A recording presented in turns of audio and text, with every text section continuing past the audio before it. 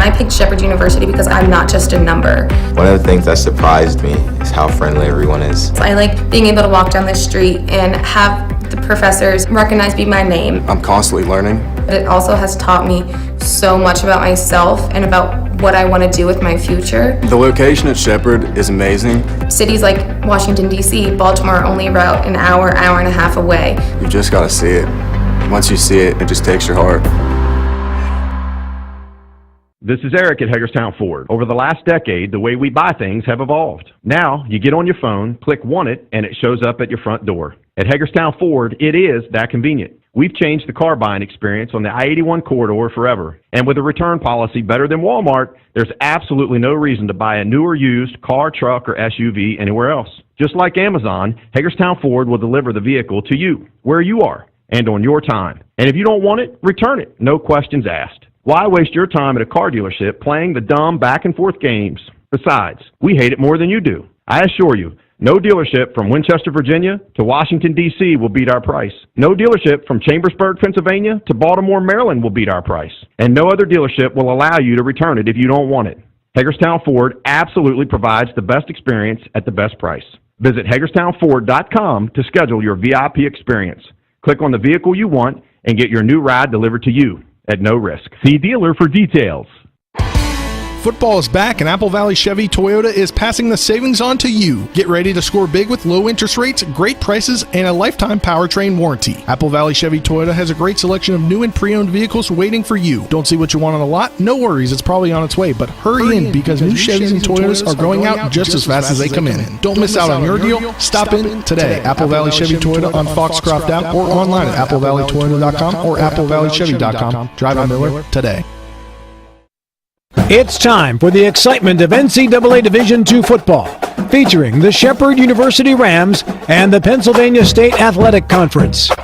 Today's play-by-play coverage is being brought to you by Smallwood and Small Insurance, Milestone Realty, the Sutton and Janelle Law Firm, Orsini's Home Store, the Mirius Group of Financial Advisors, the Palace Lounge, and the Mansion Ferretti Law Firm. Standing by is our TV10 broadcast team. So let's head to the field and get today's pregame show underway.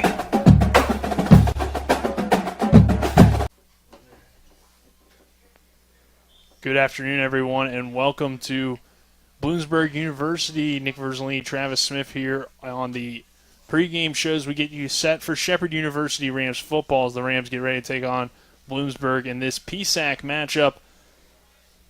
And it's another road test, the sixth road test of the season. Shepherd 5-0 on the road so far, Travis. And it's a young Bloomsburg team here, but again, rain in the forecast throughout this one. So, kind of have a similar situation that we had last time the Rams were on the road at Millersville. Absolutely, where rain played a big factor and slowed down that Rams passing attack where they really had to rely on that running game. Fortunately for the Rams, that running game proved to be enough to take down the young Millersville team. And Millersville, they had a good defense. They brought plenty of talent to the party, just they weren't able to get it done as far as trying to capitalize on some of the special teams mistakes that the Rams were able to make. But looking at this Bloomsburg team, like you mentioned, a very young team, not just redshirt freshmen. They have true freshmen out there playing in several critical spots, including the quarterback position.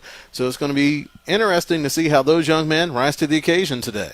Yeah, 2-6 squad so far for the Bloomsburg team, and obviously Shepherd having its success so far at 7-1, and besides the Kutztown game, have been pretty stout, coming off of a thrilling game against Westchester where it was a shootout throughout, but the defense made a big key stop late that helped seal that win.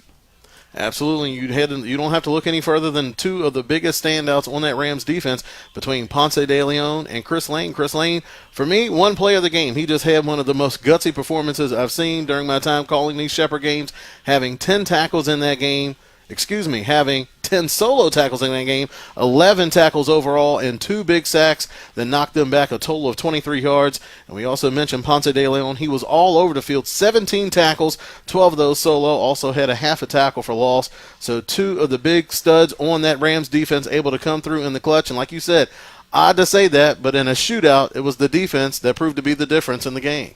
And for Bloomsburg, they're a 2-6 team, but it kind of seems like they're getting better each week. And really in the PSAC too, we've noticed that you can't ever count another team out in this conference. For example, just for this team individually, got blown out by Shippensburg, come back and only lose to Westchester by 1, who we saw take Shepherd down to the final play of the game. So you never really know what to expect, and obviously weather could play a factor here today as well. So this Bloomsburg team, while they are young and inexperienced, they could pose a threat to the Rams today if the Rams aren't careful. And like we mentioned, Bloomsburg, they have a young team. So what that means is they don't know enough to be scared of the Shepherd Rams. So they're going to go out there swinging for the fences. This is a new coaching staff coming in for this Bloomsburg team with Coach Sheptock leading a bunch of freshmen. He's trying to get his young guys in there immediately, get them some experience, and get his stamp on this program immediately. So that's what he wants to do. And he has a young quarterback in David Lepoividen, 6'4", 205 freshman that's come out, and he's not put up freshman numbers so far, has 981 yards on the season, 6 touchdowns, and he's limited the turnovers, only 6 INTs. He also has a rushing touchdown to add to his totals. So there's certainly some bright spots for this Huskies ball club, so they're looking to try to get something going, and there's no better opportunity than to do it against a team that's coming in that's loaded with nothing but seniors, graduate students. So if you can go in and you have a chance, this is something that you can really get a spark for your program if you're able to come away with a huge upset today versus the Shepherd Rams. Definitely a game with a lot on the line for both teams. For Bloomsburg, trying to improve their program overall, and for Shepherd, trying to maintain that spot in the playoffs right now as the 3rd seed. So this is the W. Harley Miller Systems pregame show. W. Harley Miller Systems providing custom integration services like home and office automation, home theater networking, audio video distribution, and more. Phone 304-350-1931 or visit WHMsystems.com. We'll take a quick 2-minute break. On the other side of that break, I'll be joined by the coach of the Shepherd University Rams, Ernie McCook. This is Shepherd University football on TV10 and WRNR TV on YouTube. W. Harley Miller Systems understands the need and desire for reliable and affordable smart home solutions.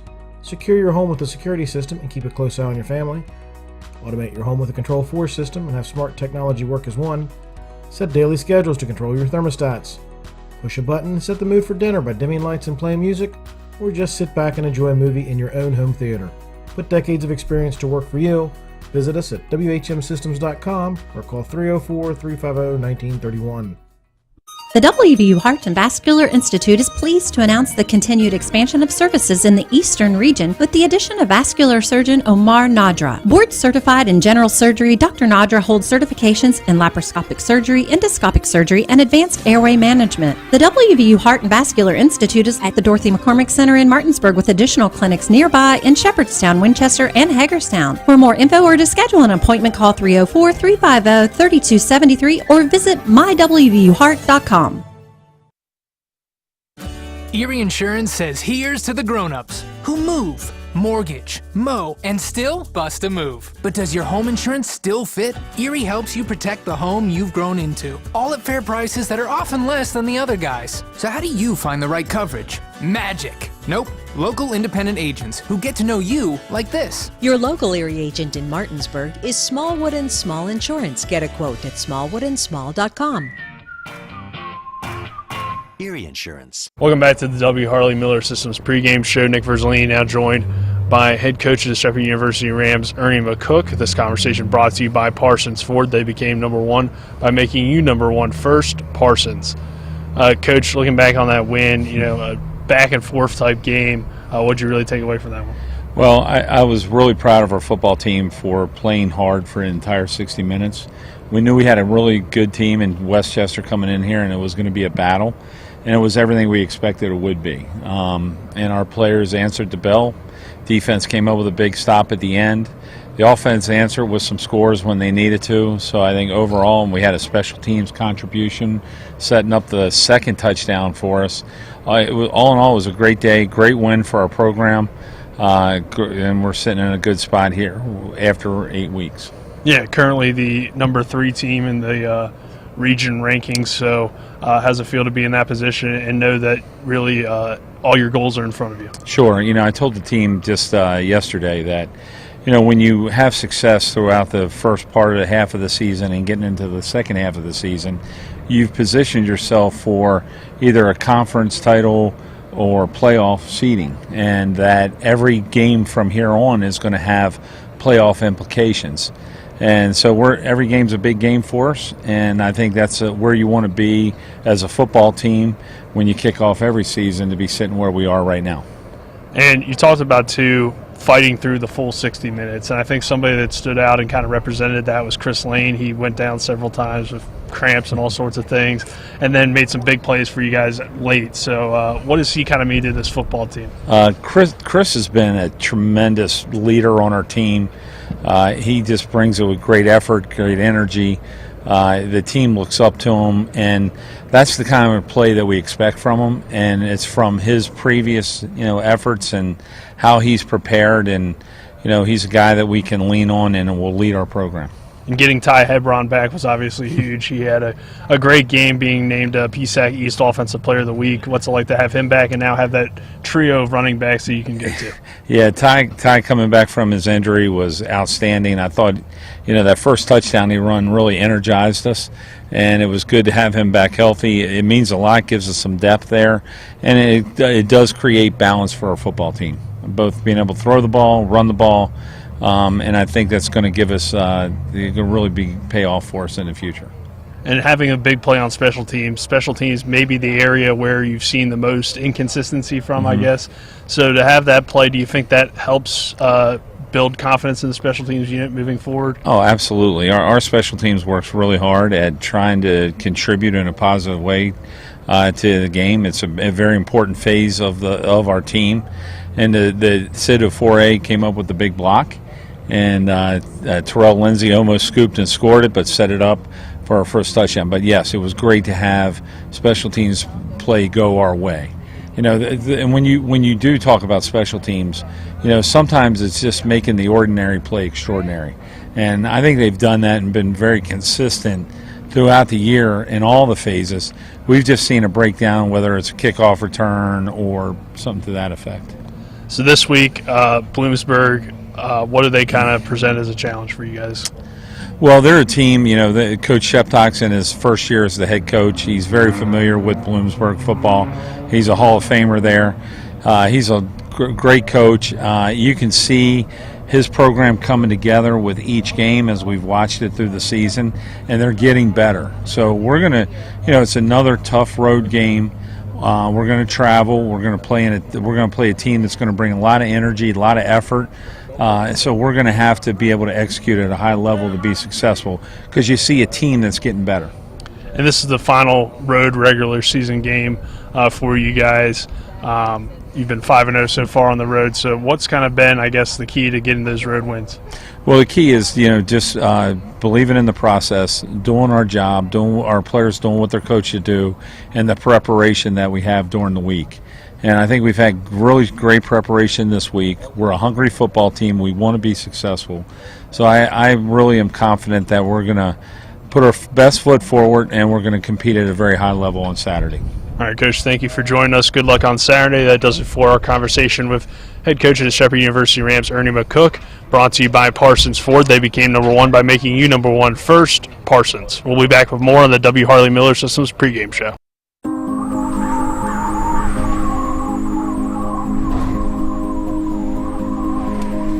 Don't hibernate this winter. Call Roach Energy at 304-263-3329 for your propane and oil needs. I picked Shepherd University because I'm not just a number. One of the things that surprised me is how friendly everyone is. I like being able to walk down the street and have the professors recognize me by name. I'm constantly learning. It also has taught me so much about myself and about what I want to do with my future. The location at Shepherd is amazing. Cities like Washington, D.C., Baltimore are only about an hour and a half away. You just got to see it. Once you see it, it just takes your heart. Ever try to collect on an insurance claim? Perhaps a homeowner's claim, auto accident, or fire? Insurance companies collect money from you for protection should something bad happen. And when it does, they don't want to pay, or they offer too little. At Mansion Ferretti, we have an attorney who worked defending insurance companies and knows all the dirty tricks they play to deny or lowball your claim. Call us today for help in getting what you really deserve. Mansion Ferretti, when you need justice.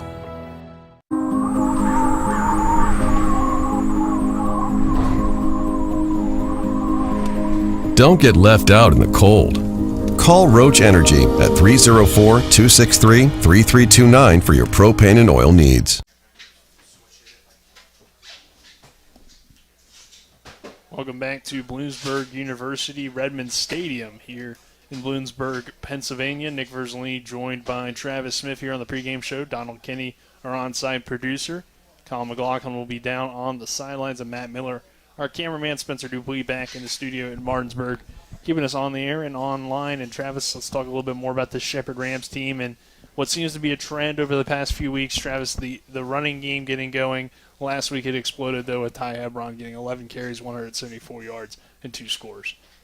And that's something that we've seen emerge here over the past couple of weeks. And that, quite frankly, that was something that Rams offense needed to develop. At points during this season early on, they were solely reliant on that passing game. That's going to help you, but you also saw during that Kutztown game, it's their Achilles heel. If they're one-dimensional, that's going to help any defense prepare for you that much easier. So when you're able to have that running game, being able to establish an identity, make that defense play you honest where they're just not able to drop back into coverage and make things difficult for your passing game, that's when this offense really becomes special. Like you mentioned, Ty Hebron averaging 15.8 yards per carry last week. We're also seeing Ronnie Brown and Chance Schwartz emerging a little bit more in that running game as well. So you see that this Rams running game, not only can they just attack you on the edge, they can also pound you in between the tackles, and it's something that just adds even more to their RPO-style passing game. When they have that threat of the run, it really puts pressure on the defense to try to make a decision. It puts them in a situation where they're having to pick their poison, and either way, it seems like this Rams offense is able to come out on top because they've had no problem scoring tons of points throughout the course of the season. Yeah, definitely. And as the run has improved, and of course, like on a day like today where rain is going to be coming down throughout the ball game, and you can't really rely just on that passing game, it's certainly going to help maybe open up the passing game a little bit today and get some open plays down the field to maybe Ryan Beach or Greg Leonard, who really haven't had those big plays in a few weeks.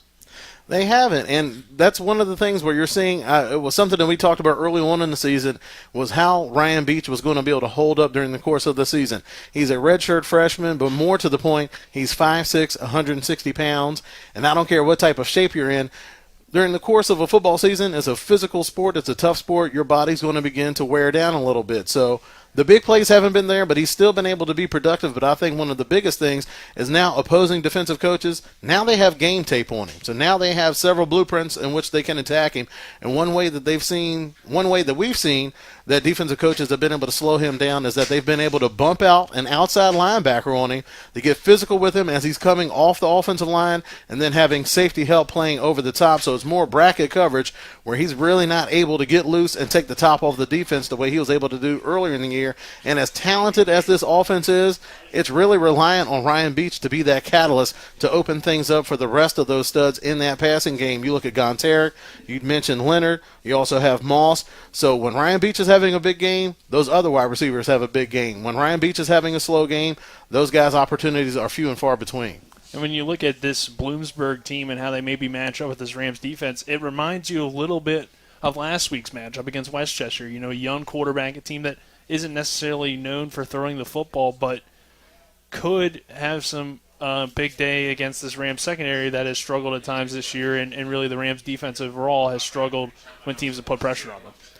And the first name that jumps off the sheet at you when you look at that Bloomsburg offense is wide receiver Malik Langley, the 6', 185-pound freshman, 18 catches, 485 yards, already 5 touchdowns this season, and a long one coming of 78 yards. So again, a young wide receiver, dynamic, can take the top off of a defense, and that's something that the Rams have had difficulty doing, is keeping anybody out of the end zone. They're giving up a lot of points this year. Just fortunately for them, they have an offense that can score even more points, but that's going to be a player that they're going to have to keep an eye on. And we've talked about the young quarterback, David Lepoividen, 6'4", 205, so he passes the eye test. When you're looking for quarterbacks, those type of numbers, those are the things that college coaches are going to be looking for. So so far this year. Really hasn't settled on fire as far as completion percentage, but not bad for a true freshman at quarterback, completing 54% of his passes. He's coming off of a tough outing versus East Stroudsburg, where he went for 56% of his passes, 139 yards, 1 touchdown. But he also had a couple of interceptions in that game, so he's looking to have a bounce-back performance today versus a Rams defense where the secondary may not be that imposing, but that rush up front is very dangerous. The Rams, 5 sacks last week, so that's something that we're going to have to see is how that young quarterback's going to be able to stand up to that pressure up front from that Rams defensive front. All right, well, we'll take another quick break. On the other side of that break, we'll go in the huddle with Rams safety Antonio Fox, and we'll go and join Brandon Ruffin with Inside Stuff with B. Ruff, as he's got Ty Hebron on that part of the pregame show this week. This is Shepherd University Rams football on TV 10 and WRNR TV on YouTube. Looking to buy a home in the Eastern Panhandle? Having trouble getting your house sold? Then call Chris Ross and the Milestone Real Estate Group at Keller Williams. A Martinsburg High School graduate, Chris knows the local market, and he's proven it as the #1 real estate team in West Virginia in 2019. Milestone Real Estate Group at Keller Williams. Phone 304-579-7349 or go to callchrisross.com. Let's celebrate your real estate milestone together. The right attorney can make all the difference in the outcome of your case. I called Sutton and Janelle, the best lawyers you could ask for. Sutton and Janelle Attorneys at Law. 70 years of collective legal experience, family law, criminal defense, DUI, personal injury, and mediation. Sutton and Janelle got the most favorable outcome I could have expected. Visit Sutton and Janelle's new historic location, 224 West King Street in Martinsburg. Online at suttonandjanelle.com. Sutton and Janelle Attorneys at Law. They value your rights and are passionate about your success.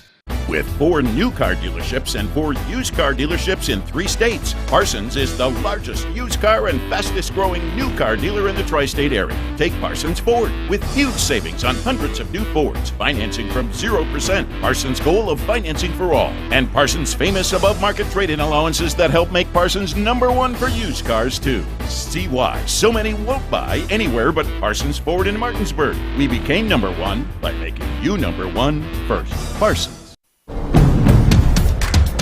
See that Honda badge? It reveals more than the Ridgeline's maker. It's a testament to endurance and Honda ingenuity. So when the terrain ahead is full of challenges, brace yourself. The Honda Ridgeline is about to amaze you. Rise to the challenge with the rugged performance of the Honda Ridgeline. Miller Honda, south of Winchester, home of the lifetime powertrain warranty. www.mymillerhonda.com. Welcome back to the W. Harley Miller Systems pregame show. We're now joined by Rams safety Antonio Fox as we go in the huddle. Antonio, obviously, a nice win for you guys, and it was a back and forth kind of game, but defense really standing strong in that fourth quarter. What was kind of some of the things that went into, I guess, the adjustments throughout the game as they kind of surprised you with probably how much they threw the ball heading in? We knew they were a heavy run team coming to the game. They passed it a little bit more than we expected. On the sideline, went over a few adjustments, a few changes to stop what they were doing. Some of it worked, some of it we had to put a little bit more work into, but it came down to a team win. We were the last people on the field, and we got it done, and we were able to hold them off from a touchdown so we can win. What's it like, I guess, playing safety in this defense? Because obviously you got a guy like Ponce that can fly around and play a lot of different positions, but then you're back there kind of sometimes by yourself as the lone guy on defense. I love playing this defense. Everybody plays their part. Yeah, sometimes I might be back there the lone guy, but I trust all of my guys, especially my safety Ponce, to fly around and make the plays that he needs to make, and I'm back there to seal off anything over top or to come down and make a play when I'm needed to. Yeah, I mean, you've been able to play the ball well in the secondary all year and also come up and make those hits. Is that always kind of been your style of play? Love being able to be a free roaming safety, to be back there, be a ball hawk, track the ball down. And I love also coming up and getting physical in the run game, banging with linemen, hitting running backs and all that. So just being able to contribute what I can contribute to the team. Anybody that you kind of model your game after? Model my game after a few safeties. I look at guys like Justin Simmons, other guys like a few college guys, Hamilton from Notre Dame, Jaquan Brisker, a few guys I just look at that are similar to my play style and in my position. heading into this week, Bloomsburg, it's another road game for you guys. What's kind of the challenge been going on the road, but you've been able to win all 5 games on the road so far this year? Yeah, this year we've been road warriors. I don't know. We like it on the road. We go on the road, get to stay in a hotel, new environment. I feel like everybody's locked in, the whole team. We have our team meetings and everything. So I feel like the team is around each other, and it gives us a kind of brotherhood while we're on the road to be able to come together and get the win done. What stands out to you about Bloomsburg? What are some of the things they do well offensively? Offensively, I like their formations. They have a lot of different formations to make you prep differently than you would for another team. They have a few good athletes, and I like the way they design their plays and their runs, but I feel like we should be pretty confident in how we prepare for them and be able to stop them. And then what, I guess, are some keys for the secondary this week to get this win? We just got to lock into our assignments, make sure everybody's on the same page, and then communicate in the back end. Communication is one of the most important things. Make sure all of us are on the same page so there's no busted plays and that we not let nothing over the top and give up any touchdowns. All right, thank you, Antonio, for joining us on In the Huddle. And that does it for this portion of the W. Harley Miller Systems pregame show. We'll be back with more to break down this matchup between Bloomsburg and Shepherd. Thank you. There's nothing like spending a week at the lake. In my experience, La Bella Vita at Deep Creek Lake is the perfect getaway. Owned by Martinsburg residents, it's only 2 hours away. Whether it's lounging on the spacious deck with amazing views or relaxing in the hot tub, it just doesn't get better than La Bella Vita. With plenty of space for family and friends, this 5-bedroom, 5.5-bathroom home is the perfect luxury mountaintop retreat. Inside, you'll find an extremely well-furnished home that features 2 master bedrooms, an 85-inch TV for everybody, and a fully accessible kitchen and dining area, with everything your entire family will need. Our family enjoyed roasting s'mores at the fire pit in the evenings, and by day, exploring much of the 3,900 acres that makes up Deep Creek Lake. The community has several excellent restaurants and lots of family-friendly activities, and they're all just a short distance away. For more information, visit the Facebook page or contact Tailor-Made Deep Creek Vacations and Sales at 301-750-2182. Welcome back to the W. Harley Miller Systems pregame show. Today I'm here with junior running back Ty Hebron out of Rockville, Maryland. How you feeling, Ty? Feeling great, man. Just happy to prepare for next week, man. Just putting last week behind me, you know what I'm saying? Yeah, so earlier in the season, you were hit with some adversity, some injuries early on in the season. Yeah. You want to go into detail with us about that? Well, you know, usually when it comes to the sport of football, you're not invincible, you know, so my mentality is charge it to the game. So, you know, despite me having injuries, you know, and sitting out for a few games, you know, I always believe in myself. So anytime that I'm hurt and I come back, I always know I'm going to perform great because I believe in myself more than anybody else believes in me. And you've never shied away from your faith in God. Is that one of the things that helped you get through this? Oh, absolutely. Absolutely. Because it was like in that moment in Shippensburg, you know, I got my concussion. Right. You know, it was never any doubt after that. It was just like, you know what, Ty, this happened, but you still have a season to finish out. So I was just like, let me just prepare. And actually, me suffering that concussion, it made me rethink some things. I was like, what is God trying to reveal to me in this moment? And so it's just like, you know, I had to take better care of myself, you know. I started reading more because that's an exercise for your brain. You know, when you concuss, you delusional, all out of it. So I was like, let me just start taking care of myself more, nutrition, everything. I did what everybody else didn't do to prepare for this game. So it was like a lot of sacrifices I made, and it was just like me being okay with the fact that, you know, hey, I'm going to be out of the lineup, but, you know, I'm still a talented dude. I'm going to come back and do what I do best. Yeah, and I mean, obviously that worked. You had 11 carries, 174 yards, and 2 touchdowns. Yeah. You were also named the conference offensive player of the week. Mm-hmm. How did it feel having a game like that after all the obstacles you had to face early on? Well, like, as you said, you know, I'm a guy who's real strong in his faith. So, you know, after that game, I was just like, wow, I was just like so grateful for what God has done for me. Like, all I wanted to do was go back to my room and just praise God for what he has done for me. Like, because, like, when you think back on, like, my concussion, all my injuries, I think, like, nothing just happens. Like, everything happens for a reason. So, like, any little kids out there, you know, anybody looking for any motivation, you know, whenever you take steps back in life, like, don't let that hold you back. Use that as motivation. Like, that's a revelation to you that, you know, you just need to work harder. Right. You know, not everything's gonna be handed to you. And just like that, like, me having that type of game, like, it felt that much sweeter because of what I worked through to get to this point. So right. Yeah. Tell us a little bit about the DC Touchdown Club Honor Roll. Tell us a little bit about how it was to be, you know, inducted into that as well after your performance. It was definitely an honor, you know, because I've done like literally everything. Like I was on defense and then special teams. It was just me. They just took that recognition. They recognized I was competing in all three phases. It wasn't just offense. It wasn't just defense. I took pride in everything I did. Right. And you know, it's just like, you know, it's like that type of anger you have, like when somebody scores on you, you know, that it's not over. Like I'm gonna block that field goal, or like, you know, when I score a touchdown, you know, I'm still hungry, man. I scored one time. Like I want more, because we didn't win. Like when you see me score, like I just hand the ball to the ref. I'm not celebrating. Game's not over. Act like you've been there before. Yeah, act like you've been there. All right, any shout outs to any family, anybody watching today's game?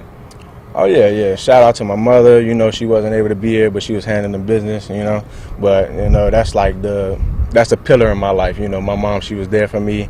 You know, single parent, just taking care of me. You know, that taught me a lot. Of course, it's a struggle to grow up. You know, being raised by a woman, because you know, a man, you don't have a man there to teach you anything. Thank you guys for tuning in to Inside Stuff this week. Now back to the pregame show.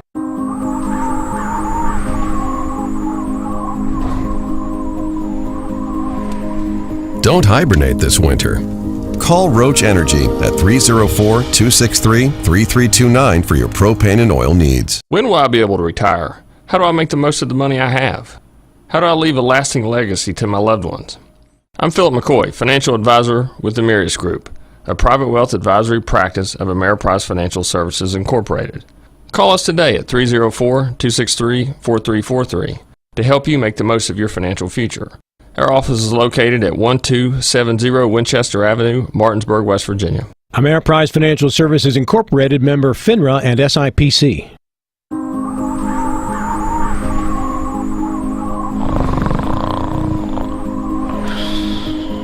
Relax. Call Roach Energy at 304-263-3329 for your propane and oil needs.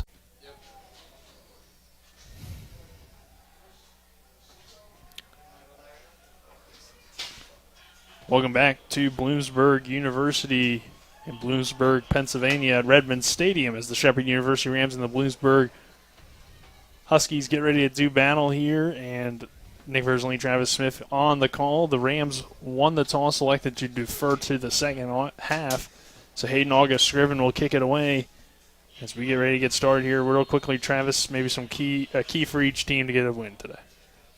One, I think it's going to be important for Bloomsburg to capitalize on any special teams mistakes that the Rams make. They have shown throughout the course of this year that sometimes when they line up on special teams, they give up big plays. And it's going to be important for the Huskies to try to get points wherever they can, and most likely they're going to have a chance to get big momentum plays and score some points on special teams. So it's going to be important for the Huskies to start off strong, and they're going to have opportunity here to do it with a kickoff return.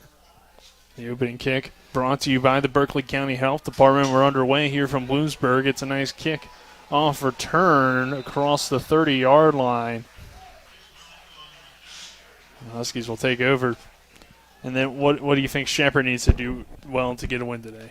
Just a clean game. I think if they just go out there and play the style of football that they've been playing all year long, they have the advantage in pretty much every position that you look at out there on the field. So all they have to do is just come out, play with a sense of urgency. They can't come out and dial it in. They have to come out and play with a sense of urgency, play a clean game, don't give up any type of big plays like I mentioned on special teams. So on the other side of that, come out, clean special teams play, take care of business on offense. They can use that running game, use that passing game when they have to, and they should be able to take care of business. Just don't allow the Huskies get any type of confidence going. Lepoitoven and the young Huskies out onto the field. First pass complete to Monaco on the reception for a short gain of about 5. Bring the ball out to the 40-yard line. It'll be second down and 5. Nice little swing pass. Get your quarterback some confidence early on there, Travis. With Lepoitoven, a true freshman, 6'4", though, 205 pounds here as we got second down.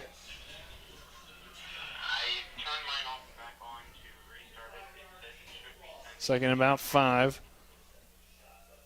Lepoitoven takes the snap, handoff to Monaco. Monaco dances and then gets across the 40-yard line.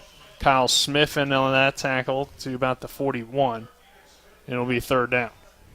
Monaco coming off of a big game last week versus East Stroudsburg, where he had 17 carries for 103 yards and 1 touchdown.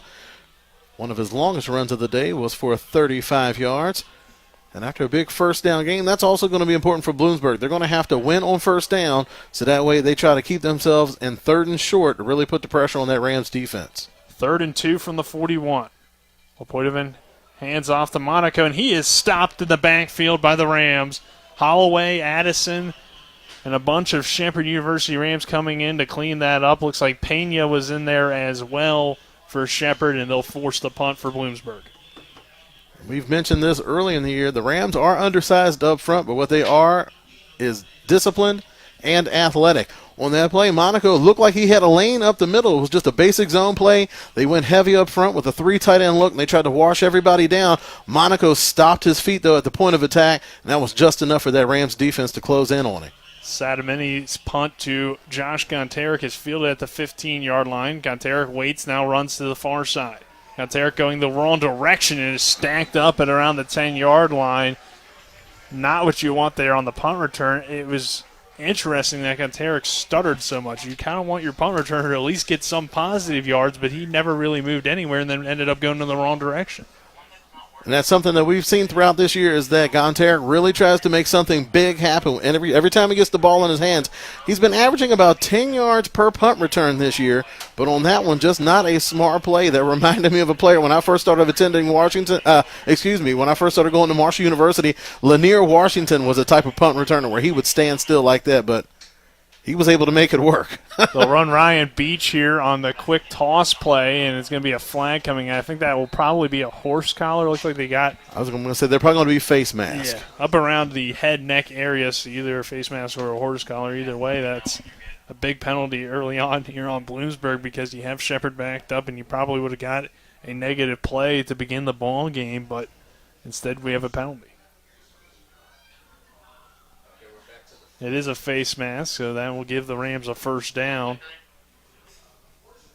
You see the Rams just trying to get the ball to Beach early in the game, and you don't have to give it to him strictly going out in the routes as a wide receiver. He has that type of speed and the type of versatility where you can use him on a jet sweep where they were able to pick up a first down. Wasn't the way that they wanted. He was just able to draw the penalty, but when you're 5'6", and guys coming in too high, you're going to draw some of those penalties. So a good play to get the game going for the Rams. First down and 10 from the 25 for Shepherd.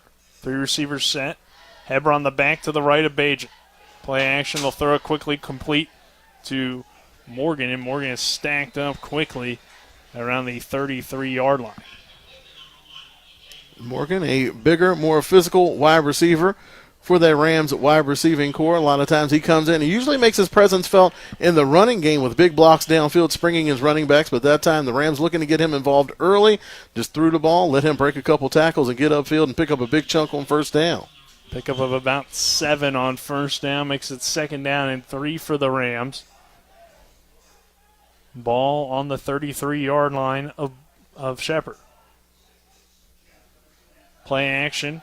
Bajan will roll out to the right, fire it deep for Ryan Beach in stride inside the 40-30, still on his feet, and he's going to outrun the entire Husky defense for a Shepherd University Rams touchdown.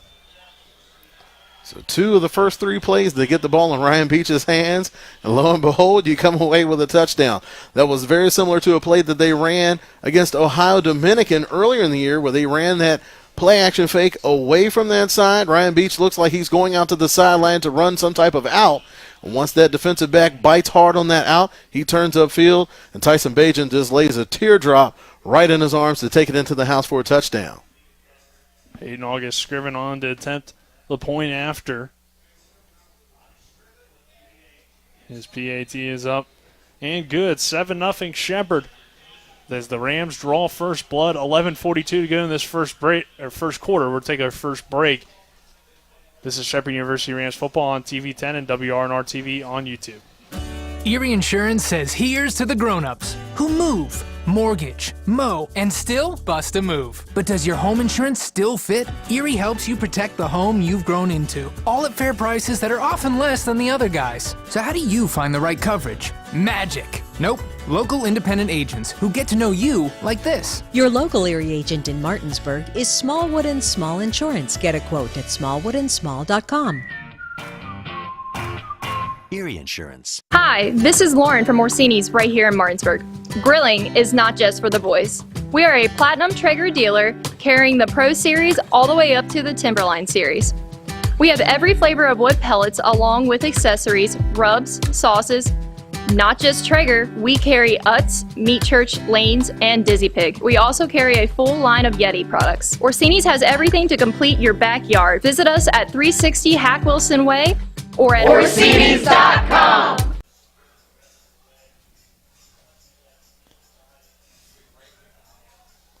Welcome back to Redmond Stadium here on the campus of Bloomsburg University. Nick Verzolini, Travis Smith, 7-0 Shepherd leading Bloomsburg with 11:42 to go in this first quarter. Hayden August Scriven will kick it away for the Rams.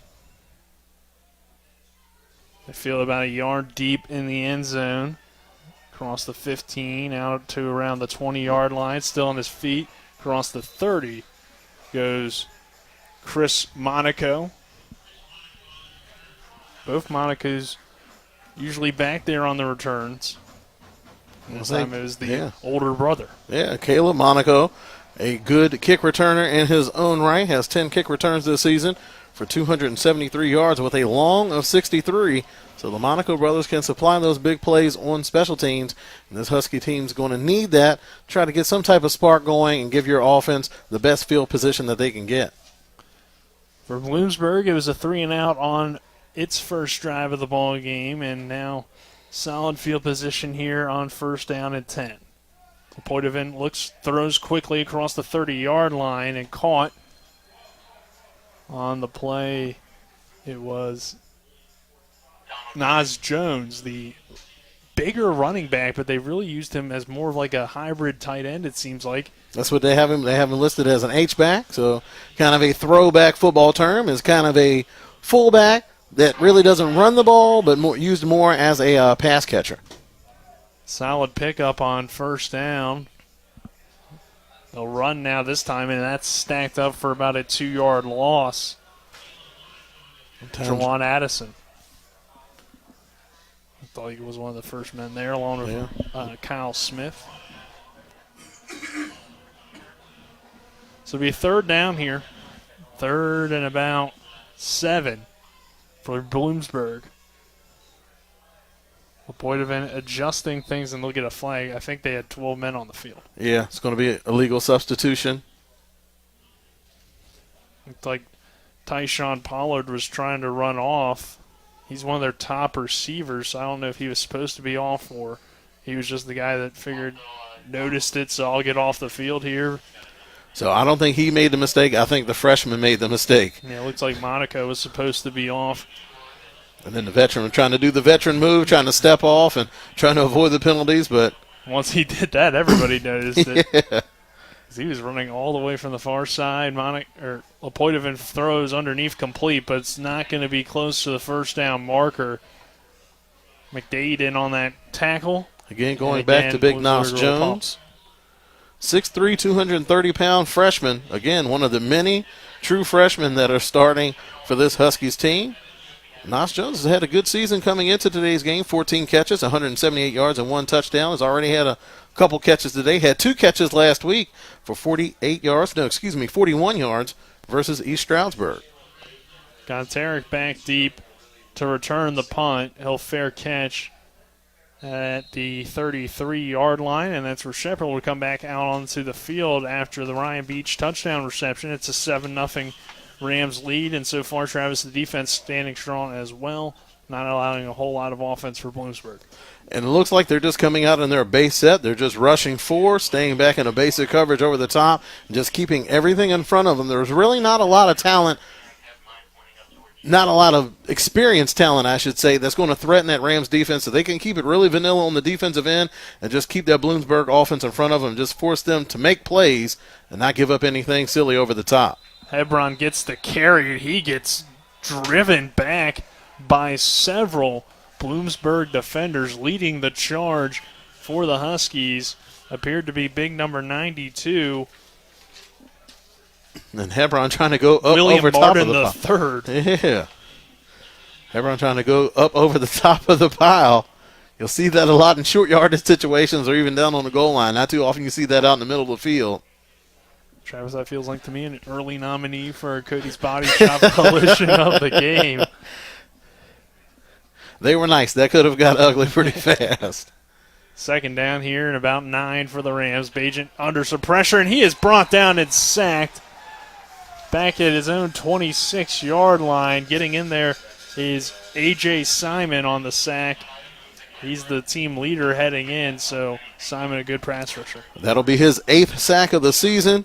Already coming into today's game, he had 14 and a half tackles for a loss. The 6'2", 255-pound redshirt senior, certainly a force playing in there. Usually going to play in that A gap in between the center and the guard, and that time he was able to get past that Rams offensive front off the snap of the ball. So that's something that they're going to have to keep an eye on. And the Rams have done a pretty good job as far as neutralizing top-notch pass rushers this year. Third down and 16. Bajent with time, steps up, pump fakes, is going to look to run. Bajent will just slide down, kind of a sloppy play out to about the 34-yard line, and the Rams will be forced to punt. And again, A.J. Simon was there. He fought off the double team to supply the pressure. Bajent is trying to make a cut, but like we mentioned, it's been raining off and on today, so they are playing on a wet track, and Bajent loses his footing. Last week had a big run during the game, so he is an athletic quarterback. He can pull it down and pick up a first down. He ran for a 21-yard gain last week, but that time just the footing not there for him, and he slips down and forcing a punt on 4th down. Barrick's punt, a line drive kick, fielded at the 31-yard line. That's where Bloomsburg will take back over. And one area, Travis, where you can definitely see that this Bloomsburg team has a lot of experience and a lot of talent. You look at that D-line, Chase Heath, William Martin III, and A.J. Simon, all veteran players, and all have been productive for them up front. And this is a proud football tradition here at Bloomsburg. This was a team that didn't have a losing record for many, many years until last year, and even then they were still fighting to be a 500 ball club, and this was a team that gave Shepherd everything that they wanted last year. Remember, Shepherd jumped out to a 14-0 lead last season, 2019, but Shepherd able to pull out with a 14-point fourth quarter to pull out a 42-35 victory the last time these two faced off. Well, Poitevin's pass is incomplete. Ponce de Leon in coverage on that pass again, looking for Naj Jones, the H-back, and the pass falls incomplete. It'll be 2nd down and 10.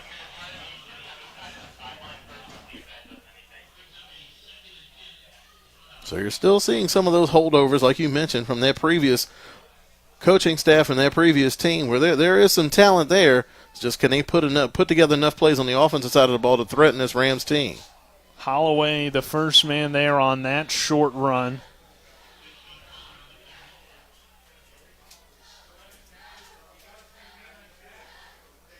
And again, they've changed things up in the backfield. They're not going with Monaco. They have Tyshawn Pollard in the backfield. But he has a running back build, 5'11", 200 pounds, the redshirt senior. So, I mean, physically he has the stature that can make some plays. And you just see the Bloomsburg just trying to do anything they can to try to manufacture some big plays on the offensive side of the ball. 3rd down and 8 for the Huskies.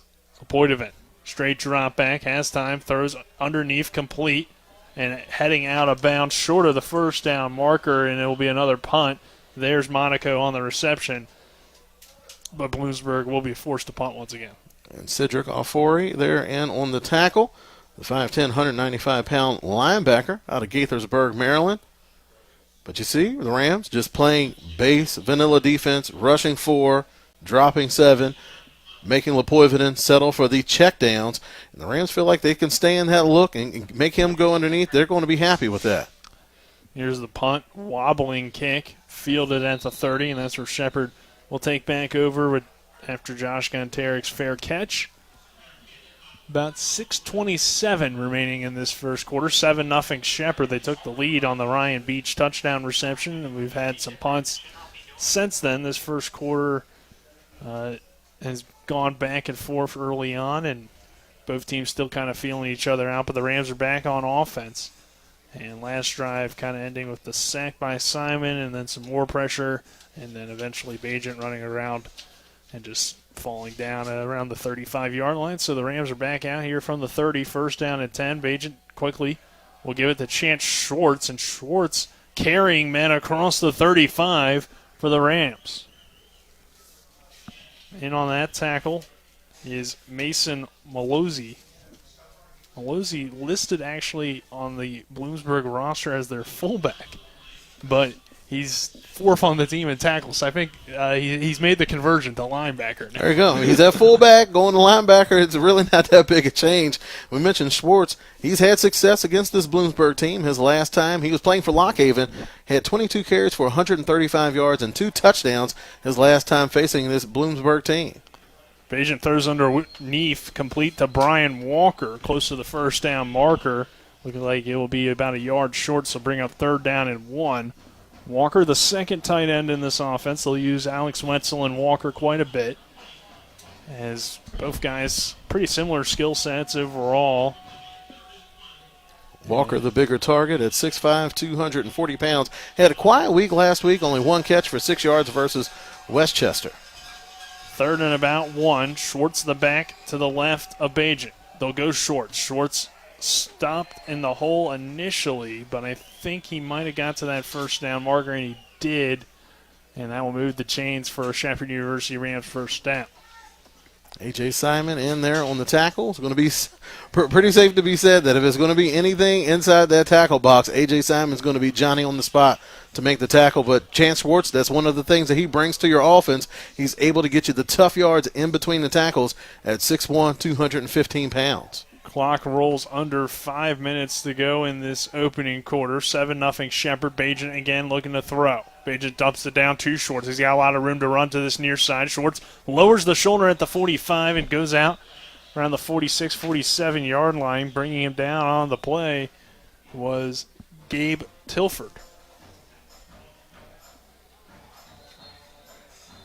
Tilford coming off of a big game last week versus East Stroudsburg. Had 7 tackles, 6 of those solo. He also had a good game versus Shepherd the last time that these two ball clubs faced off. Had 4 tackles, 3 of those solo. So if a play gets past that defensive front, Tilford's chances are he's going to be in on the tackle as we have a Bloomsburg player that's down. Let's take a quick break, and with 4:32 to go in this first quarter, Shepherd leading 7-0. Hi, this is Talk Radio WRNR and TV10's Rob Mario. My family first stayed at La Bella Vita at Deep Creek Lake in Maryland several summers ago, and we've gone back every summer since. La Bella Vita is owned by Martinsburg residents who've meticulously decorated and furnished this amazing mountaintop vacation home with breathtaking lake views that is only 2 hours away, featuring 5 bedrooms, 5.5 bathrooms, a fireplace, a large family room with an 85-inch TV, a hot tub, and multiple decks. There's lots more of the La Bella Vita experience to enjoy, including Deep Creek Lake itself, a 3,900-acre lake with 69 miles of shoreline. It's a great combination, and it's waiting for you. So take it from somebody who's been there multiple times. You are going to love staying at La Bella Vita at Deep Creek Lake. For more information, visit the Facebook page or contact Tailor Made Deep Creek Vacations and Sales or call 301-750-2182. Schwartz gets the ball out to around midfield. Be 3rd and 1 for the Rams. Unfortunately, Travis Smith here on the call. Matt Miller, our cameraman. Colin McLaughlin down on the sideline. Donald Kinney, our on-site producer for this afternoon's contest between Shepherd and Bloomsburg. Rams leading 7-0 here in this first quarter. Bajent and the offense faced with a 3rd down and 1 in the pistol. Bajent turn around, give it to Schwartz. Schwartz a big hole and a first down and more into Bloomsburg territory down to the 40. He goes rumbling, Chance Schwartz. Chris Monaco, you could tell he did not want to come up and make that tackle. Just came in, gave him a little shoulder bump. That was enough to clean up the play, but you could tell Monaco wanted no parts of that. Like we mentioned, Schwartz comes in at 215 pounds. That's not a good matchup for Monaco. He's given up a good 20 to 30 pounds on that play. But just enough to get him down, though. Tough guy to tackle, especially when he gets going downhill, as Bajent will throw again here on 1st and 10. He wants the deep ball into the secondary for Brian Walker, and he's got it inside the 10-yard line. Walker going up against 2 defenders to make the catch. In coverage was Nate Capers, the 6'3", 190-pounder. But Walker able to outmuscle him and make that catch. It's a first down for the Rams into Bloomsburg territory to the 11-yard line. Or, I'm sorry, the 6-yard line. 1st and goal from the 6. was a great catch, just an incredible throw, able to get it behind the corner, but in front of the safety, and Walker able to go up. You expect a big bruising play out of a tight end of his size, but he was able to go up and make a very skilled play that time, coming down with the catch on the sidelines. Bagent throws quickly, complete. Walker down to the 5. Tripped up Into by Monaco. Monaco. He wanted a little revenge on that one. He said he's got to come in low if he's going to chop down those big trees. Our first quarter on TV 10 brought to you by Smallwood and Small Insurance and Sutton and Janelle, with Shepherd leading here in this first quarter 7-0 with 1:52 to go. It will be second and goal from the 5 for the Rams. Morgan goes to the near side. Beach and Gonteric to the top. Shorts the back. They'll look for E.J. Morgan on the fade route, and it's incomplete. Morgan trying to leap up with one hand and make that catch in the corner, so it'll be third down and goal. And that's something that this Rams offense has had success with throughout the course of this year, is using those RPO looks down towards the goal line.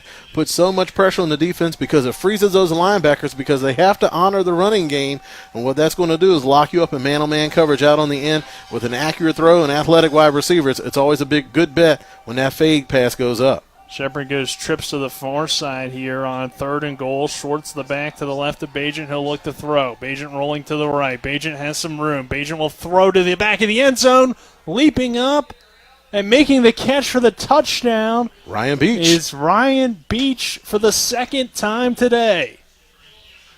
And the speedy wide receiver just working the back end of the end zone. The play had broken down, and all it was just a scramble drill. They were just running to an open space in the end zone.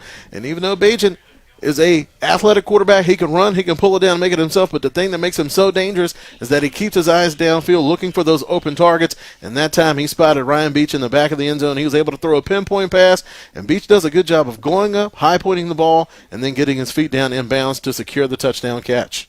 August Scriven's extra point is up and good with 1:29 to go in this first quarter. Shepherd leading 14-0. This is Shepherd University Rams football on TV 10. Erie Insurance says here's to the grown-ups who move, mortgage, mow, and still bust a move. But does your home insurance still fit? Erie helps you protect the home you've grown into, all at fair prices that are often less than the other guys. So how do you find the right coverage? Magic. Nope. Local independent agents who get to know you like this. Your local Erie agent in Martinsburg is Smallwood and Small Insurance. Get a quote at smallwoodandsmall.com. Erie Insurance. W. Harley Miller Systems understands the need and desire for reliable and affordable smart home solutions. Secure your home with a security system and keep a close eye on your family. Automate your home with a Control4 system and have smart technology work as one. Set daily schedules to control your thermostats. Push a button and set the mood for dinner by dimming lights and playing music, or just sit back and enjoy a movie in your own home theater. Put decades of experience to work for you. Visit us at whmsystems.com or call 304-350-1931. Welcome back to Redmond Stadium here in Bloomsburg, Pennsylvania. Shepherd leading Bloomsburg here 14-0. Nick Verzolini alongside me is Travis Smith as we begin to wind down this first quarter. 1:29 to go. Hayden August Scriven to kick it away. Monaco back deep for the Huskies. And he will take it standing at the O and take a knee in the end zone. About 5 yards deep, so they'll get it at the 25-yard line, and it's another Ryan Beach touchdown reception for the Rams. And Travis, that got set up though by that big catch by Brian Walker in the inside the 10-yard line. And again, we mentioned it in the pregame, Ryan Beach is the catalyst for this offense. So when you're able to get him the ball early and often, it usually opens things up for everybody else in this offense. And that Rams offense has no shortage of weapons. So if you're able to get the ball rolling with Beach early on, it's going to be to your benefit because it's going to make that defense feel like they have to guard every single blade of turf out there on the field. And Tyson Bajan just able to pick and choose his targets at will. And that's always a tough position to be in as a defense. First down and 10. Lepoidovin in the offense now in the I formation. Play action. Lepoidovin dumps it down underneath, complete. Across the 25 out to about the 30-yard line. De Leon in on that tackle. Making that reception was Matthew Bowles, the tight end. 6'3", 240-pound freshman. There's a lot of freshmen especially at the skill positions. Lepoidovin, a freshman. His backup's a freshman. Monaco, a freshman as well. Niles Jones, Malik Langley, John Mack, the other tight end, and Coach Bose as well. Those guys are all freshmen. So Bloomsburg, the future is bright for this team, even if the future is not now like it is for Shepherd maybe. As we have second down, Lepoidovin will dump it down, complete Monaco. Or I'm sorry, that's Pollard out of the backfield. Pollard has the first down for the Huskies.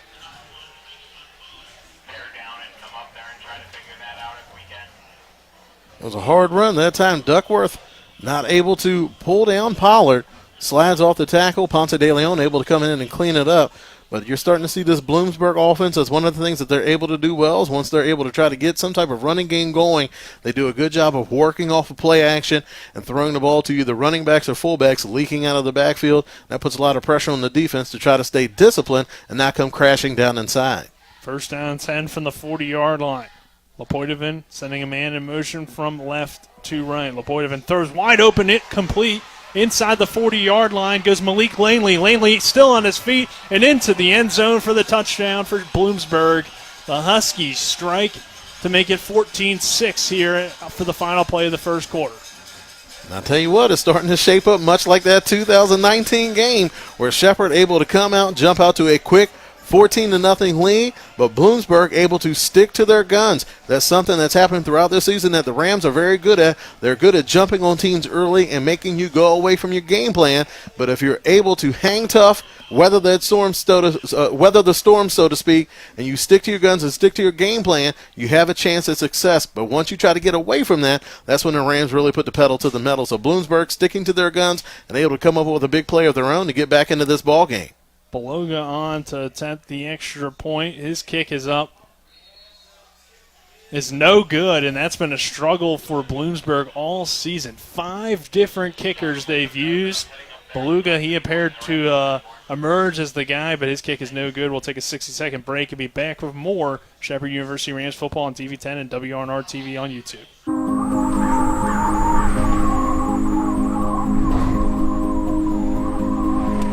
Don't get left out in the cold. Call Roach Energy at 304-263-3329 for your propane and oil needs. When will I be able to retire? How do I make the most of the money I have? How do I leave a lasting legacy to my loved ones? I'm Philip McCoy, financial advisor with the Mirius Group, a private wealth advisory practice of Ameriprise Financial Services Incorporated. Call us today at 304-263-4343 to help you make the most of your financial future. Our office is located at 1270 Winchester Avenue, Martinsburg, West Virginia. Ameriprise Financial Services Incorporated, member FINRA and SIPC.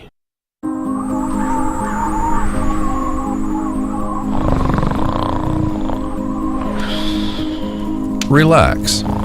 Call Roach Energy at 304-263-3329 for your propane and oil needs. Welcome back to Bloomsburg University. The Rams leading here over the Huskies 14-6 as we begin this second quarter on TV 10 and WRNR TV on YouTube. Nick Verzolini, Travis Smith here on the call. Donald Kinney, our on-site producer. Matt Miller, our cameraman, and Colin McLaughlin down on the sideline and kind of being our tech support as well. As after this kickoff, the Rams will field it on the kick return. And it's Lewis. Lewis across the 25, out to about the 26-yard line before being brought down. It'll be first down and 10 for Shepherd. Looks like Hakeem Bacon in on that tackle. Big stop. Looked like Zane Lewis may have had a lane on that return. But Bloomsburg able to quickly collapse on him and put a big hit on him. But the Rams still setting up in good field position. Zane with the lane, but not much room on the return. First down and 10 for the Rams from the 27. Page in the offense back out on the field. And looks like Ronnie Brown now the back. So we've seen all 3 members of that backfield. Hebron early. Schwartz on the last drive had some success, and now Brown out there to be in this drive. They'll throw quickly here on first down. Pass complete to E.J. Morgan. Morgan sheds off one tackler, running hard and getting forced out of bounds at around the 33-yard line. Correction, that was Josh Gontarek on the reception.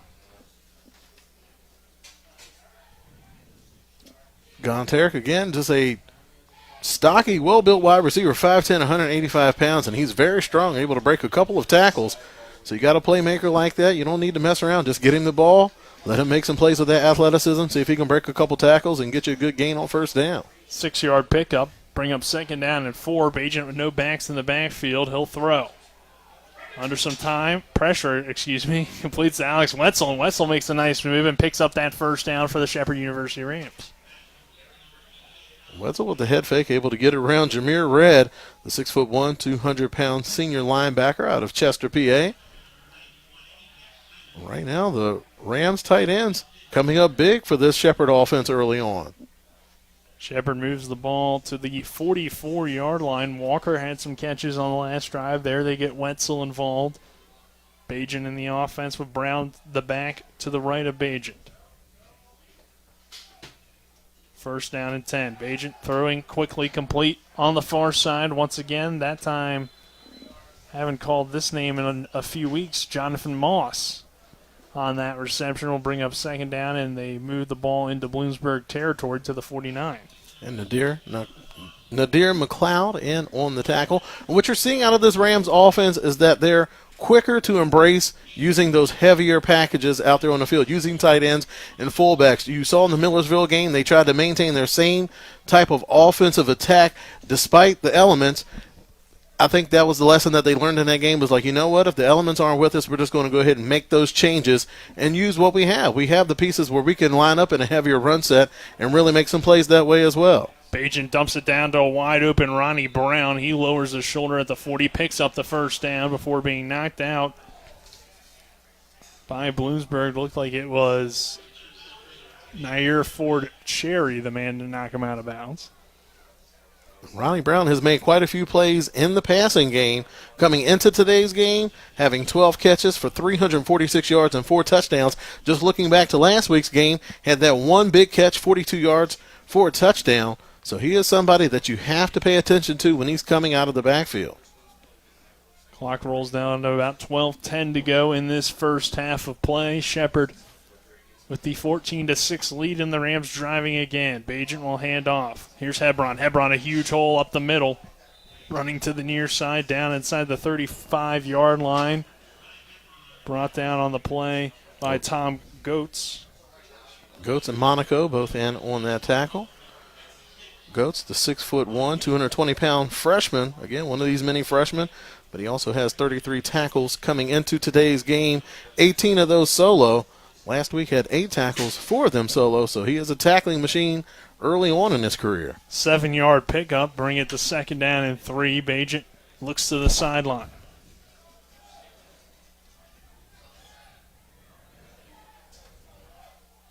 Bagent adjusted at the line. Bloomsburg kind of showing blitz here on second down and 3. They'll give Hebron huge hole again. Hebron running to the near side, inside the 20, inside the 15, and finally knocked out of bounds around the 5-yard line. Running off that right side, Ty Hebron again. Chris Monaco, the man to push him out, but it's another big run for the Rams into Bloomsburg territory all the way down to the 6. Back-to-back runs there off that right side, working well for Shepherd.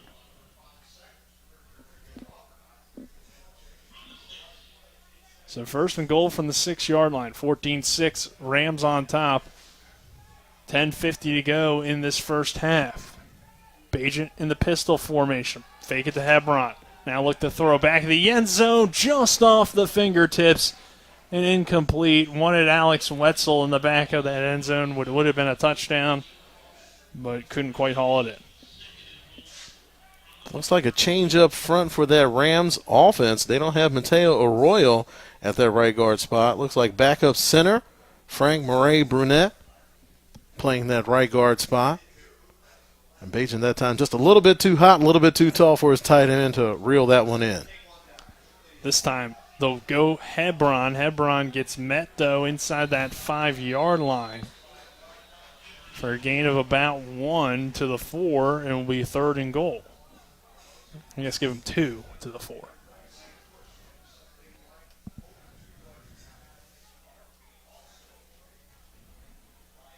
Shepherd with the 14-6 lead, looking to extend that out to 20-6 here and get into that end zone, but they're faced with a 3rd and goal from the 4. Gonteric comes to that near side, beats the receiver to the top. Hebron the back to the left of Bajan on 3rd down and goal. Bajan looking to throw quickly for Gonteric. Touchdown, Shepherd. Just a quick little slant route. Gonteric beat his man one-on-one and gets Monaco. 6.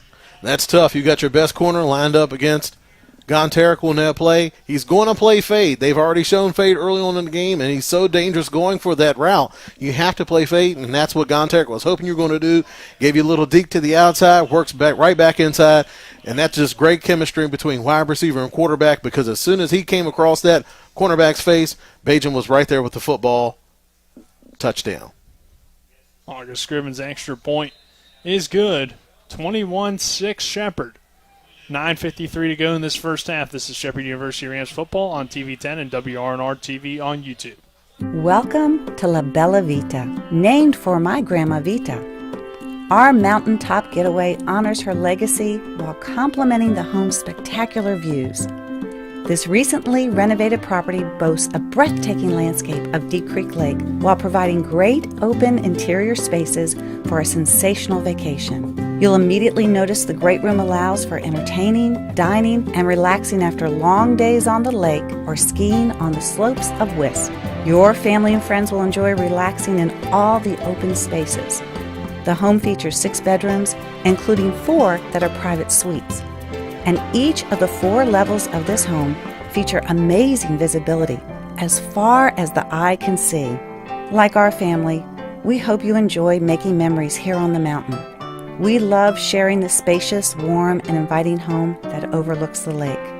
Cheers to the beautiful life, La Bella Vita.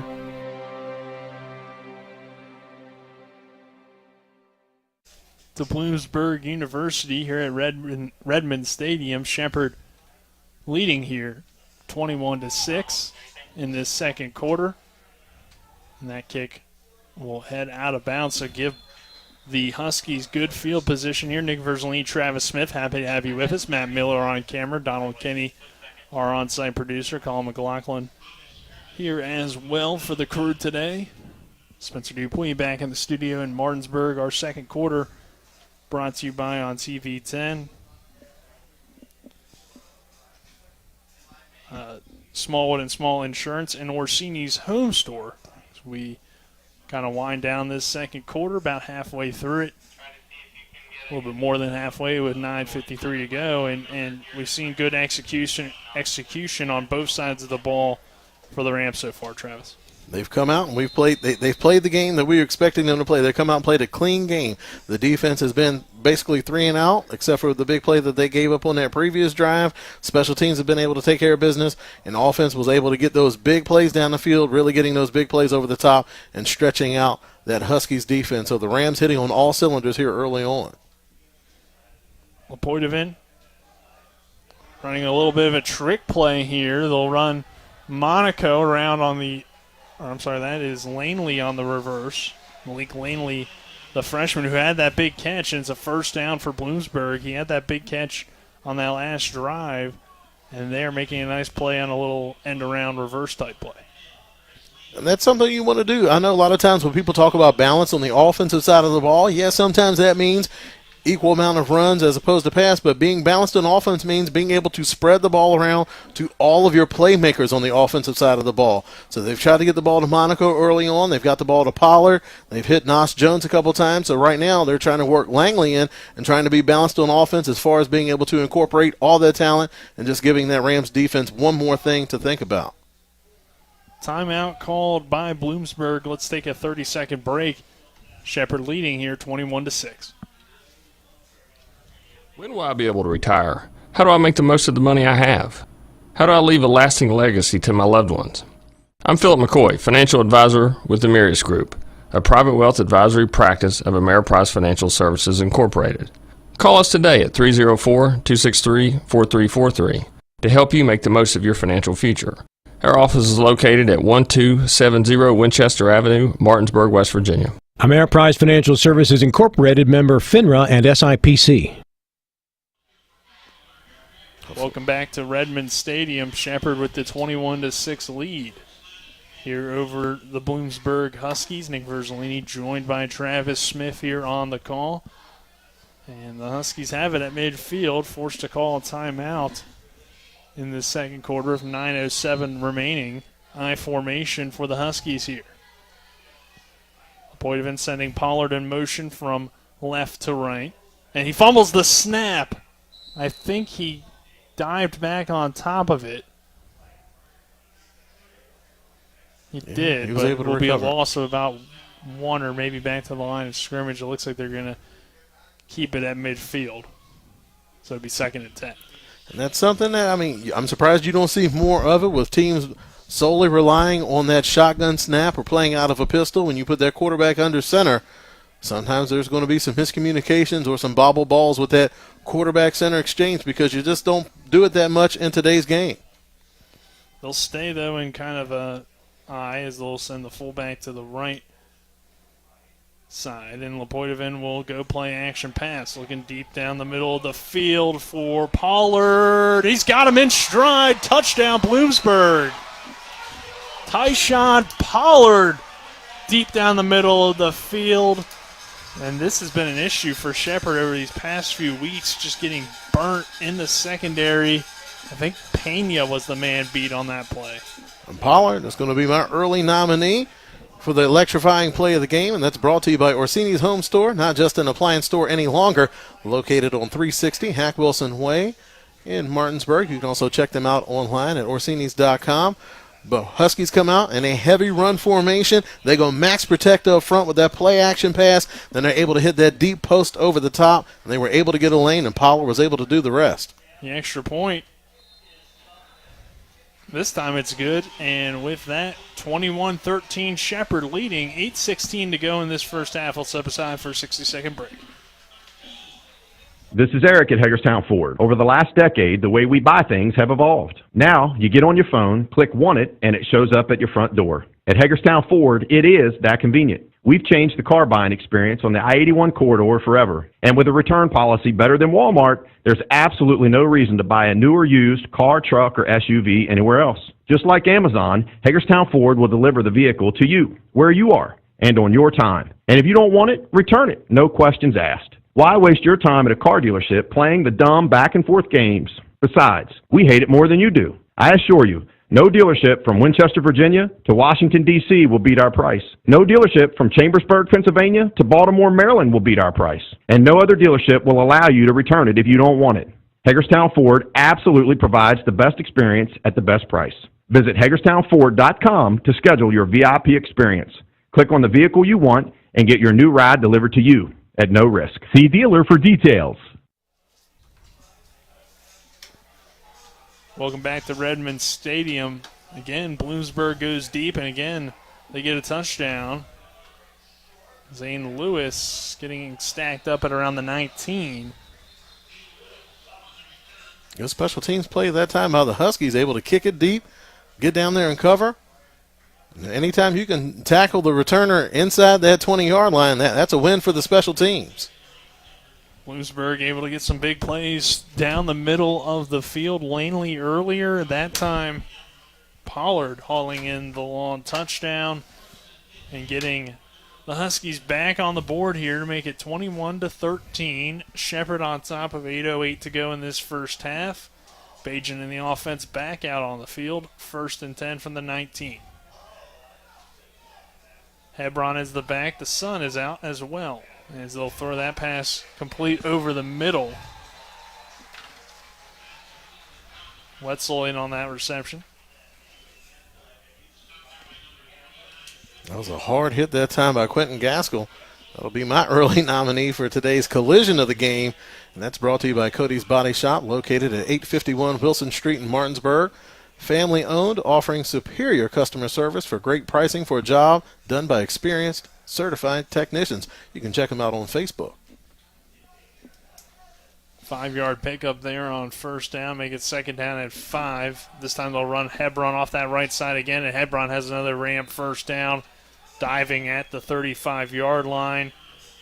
And if Hebron can keep running well and the Rams can keep that balance, I mean, it's going to be tough for Bloomsburg to slow them down, but obviously Shepherd's defense kind of keeping that Bloomsburg offense into it, so we could see a very similar game to what we saw last week against Westchester, which turned into a shootout based on how these defenses are playing early on. First down and 10 for the Rams from the 35-yard line.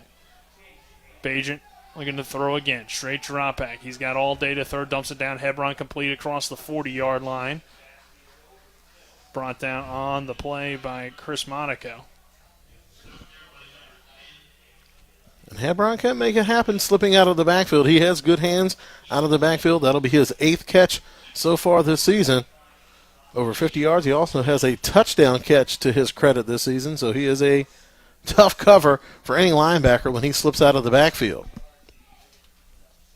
Yeah, and he's had some nice plays. Obviously, one of his big plays earlier in the year was that concussion he got against Shippensburg. It was a nice catch and run.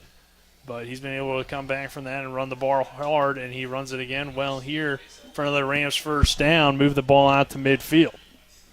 Coming up and making that tackle, Jameer Red. I think some of the times that when Shepherd has issues with the running game is that a lot of their runs seem to be designed as RPO runs where the quarterback has the option to pull it. And there's no question Tyson Bajent is an elite quarterback, and he's a gunslinger, so everything is a nail to a hammer. So he wants to pull that ball out and throw it every single time he has that option. So sometimes you see when this offense goes a little pass heavy, it's because they have a lot of those RPO actions, and Tyson Bajent sees something that he likes downfield. Bajent under some pressure. Simon chasing after him, and he'll just throw it away. Flag coming in from that backside. I think it's going to be a hold against the Rams. But could also be maybe some hands to the face. It's going to be holding on the backside, and like we mentioned, you got an elite quarterback, and sometimes that defensive player is just going to beat you off the snap, and any quarterback will tell you, hey, holding. We can get those yards back, but don't let those defenders get a free run at your quarterback. You got a lot riding on that arm, so sometimes you have to break a couple rules to keep him safe. It's a good trade-off. 1st and 20, it's tough for most offenses, but not too tough for this Rams offense. They can pick up chunks in a hurry. 5:41 to go in this first half. First down and 20. Bajent again looking to throw. Dumps it down complete. Ronnie Brown. Brown sheds off one tackler. Gets it across the 40-yard line. Be second down. And not the usual route or that dangerous route that Ronnie Brown likes to run out of that backfield. Sometimes they'll just run basically a wheel route for Brown running out of the backfield, and he scored several touchdowns this season running that route. So he's a very dangerous pass catcher coming out of the backfield. Including the one last week against Westchester, a big catch for Ronnie, and he just ran down that sideline, and he's done that quite a bit this season, as you mentioned. Second down for the Rams. Bajent looking to throw. Bajent still looking, under some pressure, now throws Ryan Beach. Did he come back and make that catch? He did not. He was out of bounds, so it would go down as an incomplete. That time the initial pressure was supplied by Chase Heath, but then A.J. Simon was able to track down Bajent and make him get rid of the ball. You could tell Bajent, although a capable runner, does an excellent job of keeping his eyes down the field. Very good as far as extending plays and trying to make something happen. And he has the arm strength to make something happen off script. But that time, just good defense by that Huskies unit. Right now, Bloomsburg looking to get a little bit of momentum on their side with this 3rd and about 20. 3rd and 17 from the 41. Bajent under pressure, rolling to his far side. Pass is complete. Right at the sticks. And making the reception is Greg Leonard. And he might have got that first down there with that last little move. It's going to be close. One referee's already signaling for the first down. And you see this Bloomsburg defensive coaching staff throwing their hands up in disgust because A.J. Simon is in the backfield off the snap of the ball. Bajan scrambling around in the backfield, finds one of his veteran wide receivers open over the middle of the field. Leonard's able to make a couple defenders miss and able to punch it ahead for a first down. You're not going to get better opportunities than that to get the Rams off of the field, and those are the type of plays that the Huskies are going to have to make if they're going to have a chance of trying to get back into this ball game. But, again, good defense by the Huskies, but better offense by the Rams. Injury on the play. It looked like Simon slowly getting off the field there, walking off, though, on his own power for Bloomsburg. Shepherd driving, leading 21-13, 4:24 to go in this first half. Bajan in the offense with first down and 10 from the 41.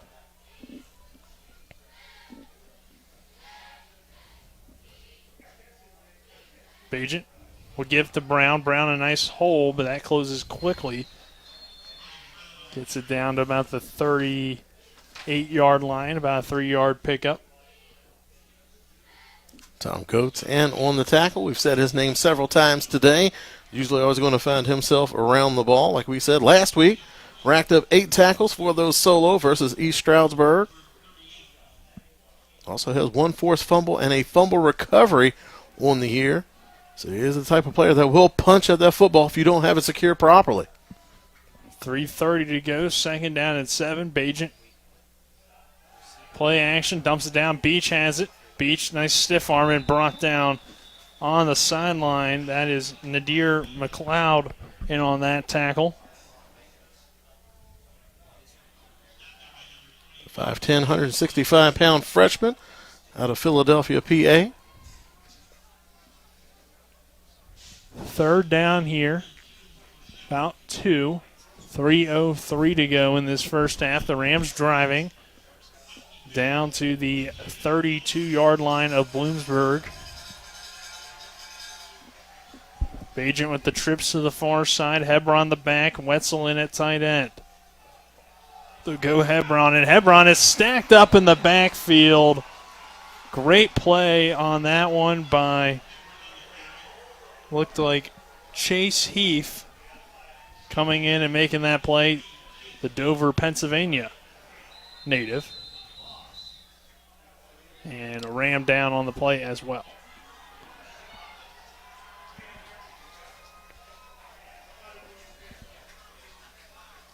Looks like one of the big guys up front reaching at his left leg. May have got rolled up on. He was right there in the middle of the play. A lot of times when guys get caught up in the traffic, offensive linemen, that's one of the tougher parts of the job is when you get rolled up on. It may be Adam Stilley, the center, but I'm not certain. I see a 7, but I'm not certain if that's a 72 or not.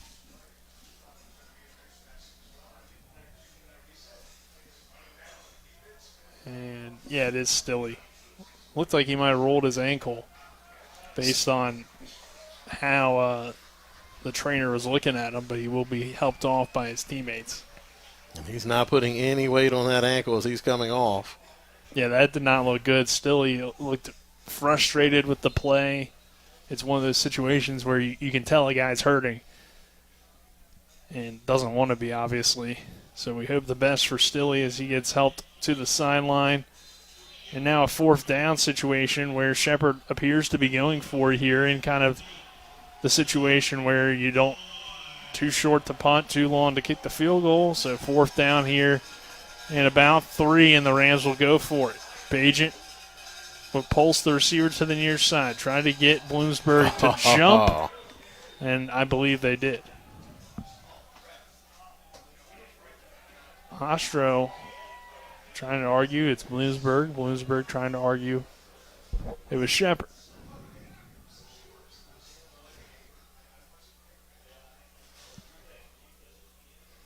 The way they're pointing, look like it's going to be a false start on Shepherd.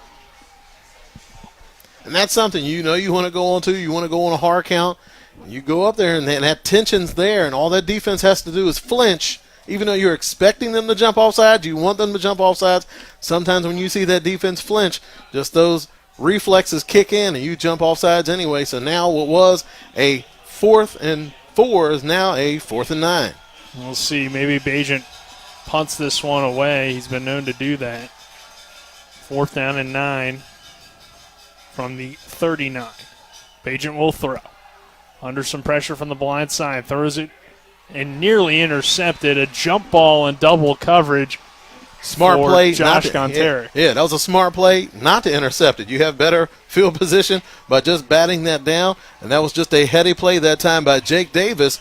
He was sitting on Beach out in the flat, but he knew that they wanted to go to that post corner over the top, so he just sagged back a little bit, and he's a taller, rangier defender. He's 5'11", 170 pounds, so he was able to go up and bat that one down and get the ball back for his offense, and right now this offense is feeling pretty good about themselves. It seems like forever since they've been out there on the field. Yeah, that was a long drive. Yeah, but they have two big plays that's kept them into this game, so see if they're able to come out. They had success with the play-action pass when they went max protect and only had 2 wide receivers out in the pattern, so they're doing a lot of quarterback-friendly stuff to try to get those big plays. I believe it was like 8 minutes since their last drive, and it's a big run here for Bloomsburg out to midfield. Should be a first down for the Huskies.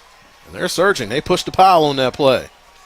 Nice run on the play by Alex Gooden. First time we've seen him, the 5'9".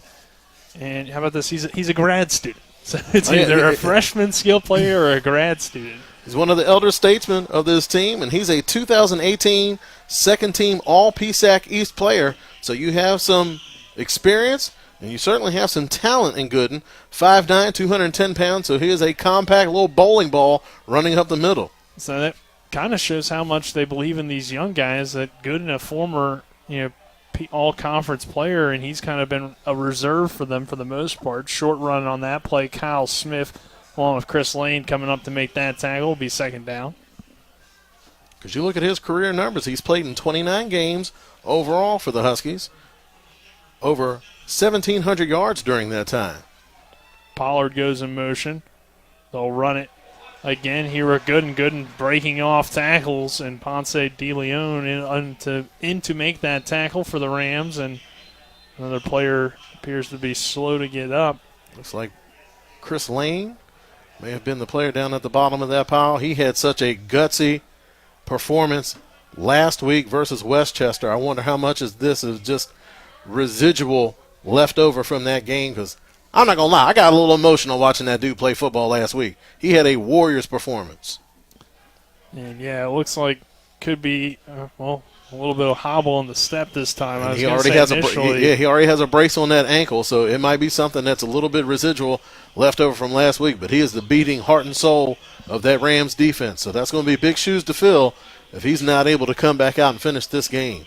Yeah, and Duckworth, he's been, a solid player for Shepherd. He's been out the past couple of weeks, not really a big part of the lineup due to some just mistakes. Like, he's been making a lot of tackles, but not necessarily filling his gaps the best on all their plays. So, that's why we've seen a lot more of Corey Shell and Frankie Stevens on defense. And, in a way, obviously you don't want to lose Lane, one of your best players, but at least those guys now have that experience to come in and provide, a little bit of a fill-in for Lane, at least momentarily. You mentioned Shell, Stevens, so they have experience, depth, and talent at that linebacker position, but it's still tough to replace anybody, especially like Chris an Lane. All-American. Yeah. Third down and about 3 for Lepoyden and the offense.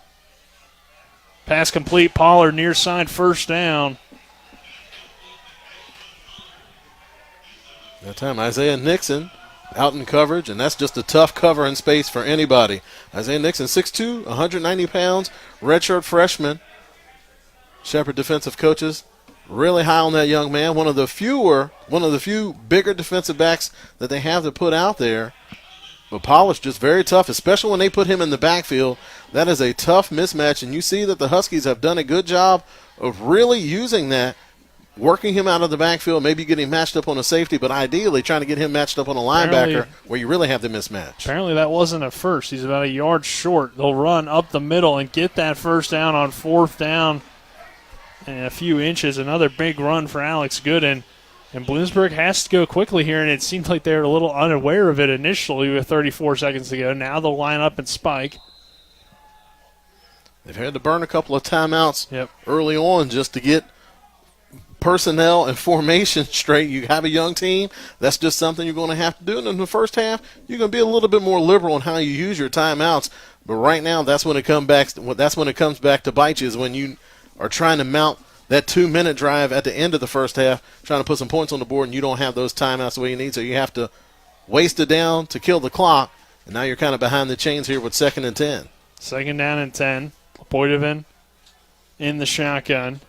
Under pressure, throws quickly and broken up by Ponce de Leon, but they're going to throw the flag on that one. We haven't seen a lot of coverage penalties all season, Travis. Nas Jones, the intended receiver, but there we get one on a kind of a bang-bang play. I don't see how the official on the sideline can make that call and then the back judge not make that call. It seemed like that he would have a better vantage point of that interference. Ponce de Leon was draped all over Nas's back, Nasir Jones' back on that play, and not able to bring him down. So I'm surprised. I'm not surprised that the penalty was called. I'm just surprised from where it was called. Yeah, I agree. I think it was a penalty, but kind of a weird situation, or I guess person to throw that flag, and we haven't seen a whole lot of pass interference. Yeah, they usually let them play. Yeah, they let them play this season. But 1st down and 10, Bloomsburg moving the ball to the 26. Poitevin, quick pass, complete. Pollard inside the 20, sheds off one man, has the 1st down.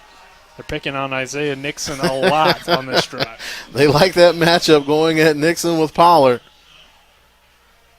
Young fella taking his lump so far today. Young guy on young guy, but Pollard's a senior, so used to so many freshmen. That it's one of the few veterans that they have on the offensive side of the ball for Bloomsburg, but they're getting the most out of them today. Poitevin takes the snap, has some time now under some pressure, and met at the 20-yard line. Great job by Kyle Smith to come off of his block and make a nice play in space to slow down Poitevin. Corey Shell providing that initial pressure, forcing him to roll out to the right and then get met at around the 20-yard line. That certainly gets Poitevin out of his comfort zone. He's more of your classic pocket quarterback. He wants to stay on platform, stand tall in the pocket, and throw the ball down the field. But when you have that defensive pressure the way the Rams can do, and they can get pressure with their front four without having a blitz, and that's a huge advantage because you can drop that extra player into coverage and not having to blitz them to get pressure.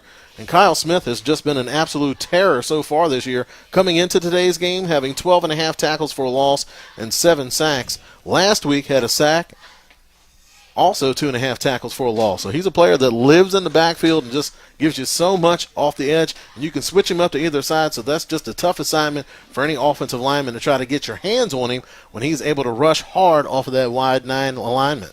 Yeah, I mean, he had a huge game to begin the season against Ohio Dominican with 3 sacks, and he hasn't really cooled off since then, and again getting in that backfield. So now we have 14 seconds, 21-13 Shepherd leading Bloomsburg here at Redmond Stadium. It's a 2nd down and long, 2nd and about 13 yards.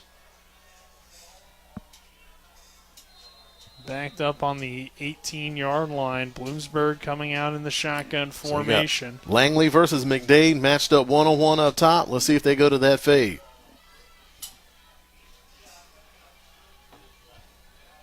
Poitevin looking for that route for Langley, and a great play by McDade, but they threw the flag. I guess they're going to say he was holding that right arm, and McDade is furious. And Chris Lane, the veteran, telling him to cool his jets and get his butt back out there on the football field. Even the veteran still holding it down while he's limping over there on the sidelines. Again, hats off to Chris Lane. He's going to be an influence for those guys no matter where he's at on the field, whether he's out there playing or he's out there on the sidelines. McDade, that time, that's a tough assignment. You get matched up on Langley out there on an island, and you could tell that was the route that the Huskies wanted to go. I don't know what you're going to have to do, because if you're going to go matched up one-on-one over there, they're going to keep going at him. So you might have to bump a safety out, and that's going to leave you kind of matched up in one-on-one coverage on the opposite side of the field. So right now, Bloomsburg able to force some mismatches that they're able to take advantage of. 21-13 Shepherd, 10 seconds to go in this first half. But now it's a 1st and goal for Bloomsburg, and they have at least 1, maybe 2 more plays after McDade got the penalty. First down and goal. Lepoidovin in the shotgun. He'll look same route. And that one is incomplete over the intended receiver, which is Nas Jones. And now it looks like Bloomsburg will attempt a field goal. Luckily for them, though, it's a short one. The Huskies have had 5 different players attempt field goals. Their season long is 30 yards. They enter this game 4 for 9 as a team. I think you stick with the hot handle now. And I know Nas Jones has the big size advantage over McDade, but Langley has been cooking so far today. Why not put him back out there and go right back to the same thing that got you down there on the goal line in the first place? You got to dance with the one that brung you. Or even Pollard, who's been good on this drive as well. Beloga's field goal is good, so with about 4 seconds to go in this first half, it's 21-16 now, Shepherd on top. And we'll take a quick 30-second break and then pick up in this first half. I picked Shepherd University because I'm not just a number. One of the things that surprised me is how friendly everyone is. I like being able to walk down the street and have the professors recognize me by name. I'm constantly learning. But it also has taught me so much about myself and about what I want to do with my future. The location at Shepherd is amazing. Cities like Washington, D.C., Baltimore are only about an hour and a half away. You just got to see it. Once you see it, it just takes your heart. Welcome back to Bloomsburg University. Shepherd with the 21-16 lead here. Travis with about 4 seconds to go before halftime. As we know, the Rams deferred to begin this game, so they'll get the ball to start the second half. But, you know, this Bloomsburg team sticking around, and Lepoidovin, he looks good. He looks confident. They've been able to get the ball to their receivers who are good playmakers. And, you know, even though it's a young team, we're seeing Bloomsburg really put up a good fight. They've stuck to their guns. A lot of times that's one of the things that Shepherd is so very good at, is forcing teams to get out of their comfort zone and get away from their original game plan. That's something that they've had a ton of success so far this season, but Bloomsburg does not blink. That was something that they showed in that 2019 matchup, and that is one thing that has carried over into this matchup. Shepherd jumped out to a big game, but Bloomsburg stuck to their guns, did what they were good at, and they still kept them in the game. So this is a ball game going into halftime. I think right now the Rams didn't expect to be in a dogfight here early on. Yeah, definitely not. 21-16 our score. We're at the half. A little bit of fighting right on that squib kick, but nothing too concerning between the two teams. So we'll head to halftime. 21-16 our score. We're back in 2 minutes with the Mantra Freddy halftime show. Ever try to collect on an insurance claim? Perhaps a homeowner's claim, auto accident, or fire. Insurance companies collect money from you for protection should something bad happen. And when it does, they don't want to pay, or they offer too little. At Mansion Ferretti, we have an attorney who worked defending insurance companies and knows all the dirty tricks they play to deny or lowball your claim. Call us today for help in getting what you really deserve. Mansion Ferretti, when you need justice. The Palace Lounge in Martinsburg has a brand new list of daily specials. Monday, stop on in for burger night or enjoy a nice juicy steak every Tuesday and Wednesday. The Palace Lounge also offers freshly steamed shrimp Thursdays and chef specials every Friday and Saturday. Sunday is all-day breakfast and there are drink specials daily too. So come enjoy the Palace Lounge. You can find them on Facebook or call 304-267-7520. The Palace Lounge is located at 1350 Edwin Miller Boulevard. When will I be able to retire? How do I make the most of the money I have? How do I leave a lasting legacy to my loved ones? I'm Philip McCoy, financial advisor with the Mirius Group, a private wealth advisory practice of Ameriprise Financial Services Incorporated. Call us today at 304-263-4343 to help you make the most of your financial future. Our office is located at 1270 Winchester Avenue, Martinsburg, West Virginia. Ameriprise Financial Services Incorporated, member FINRA and SIPC. We're at the half. Time for a scoring recap, stats and analysis, scores from around the PSAC and Super Region 1, the Division I Top 25, and the latest on the West Virginia University Mountaineers and Marshall University Thundering Herd. Let's get it started as we go back to the field and rejoin our TV10 broadcast team.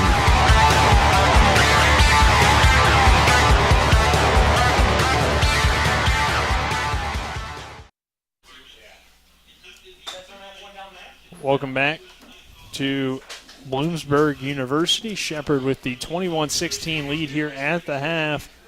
Nick Verzolini along with Travis Smith here on the halftime show. When we look back at that first half, Travis, and it looked like early Shepherd was going to run away with this one, getting out to that 14-0 lead, but then the Huskies battling their way back throughout this first half and able to cut it down here to just a 5-point game at the half. Well, early on in the game, we figured that the weather was going to be an issue. It was rainy, it was windy, and that was something that proved to be difficult for that Rams offense to overcome when we went back and called the Millersville game.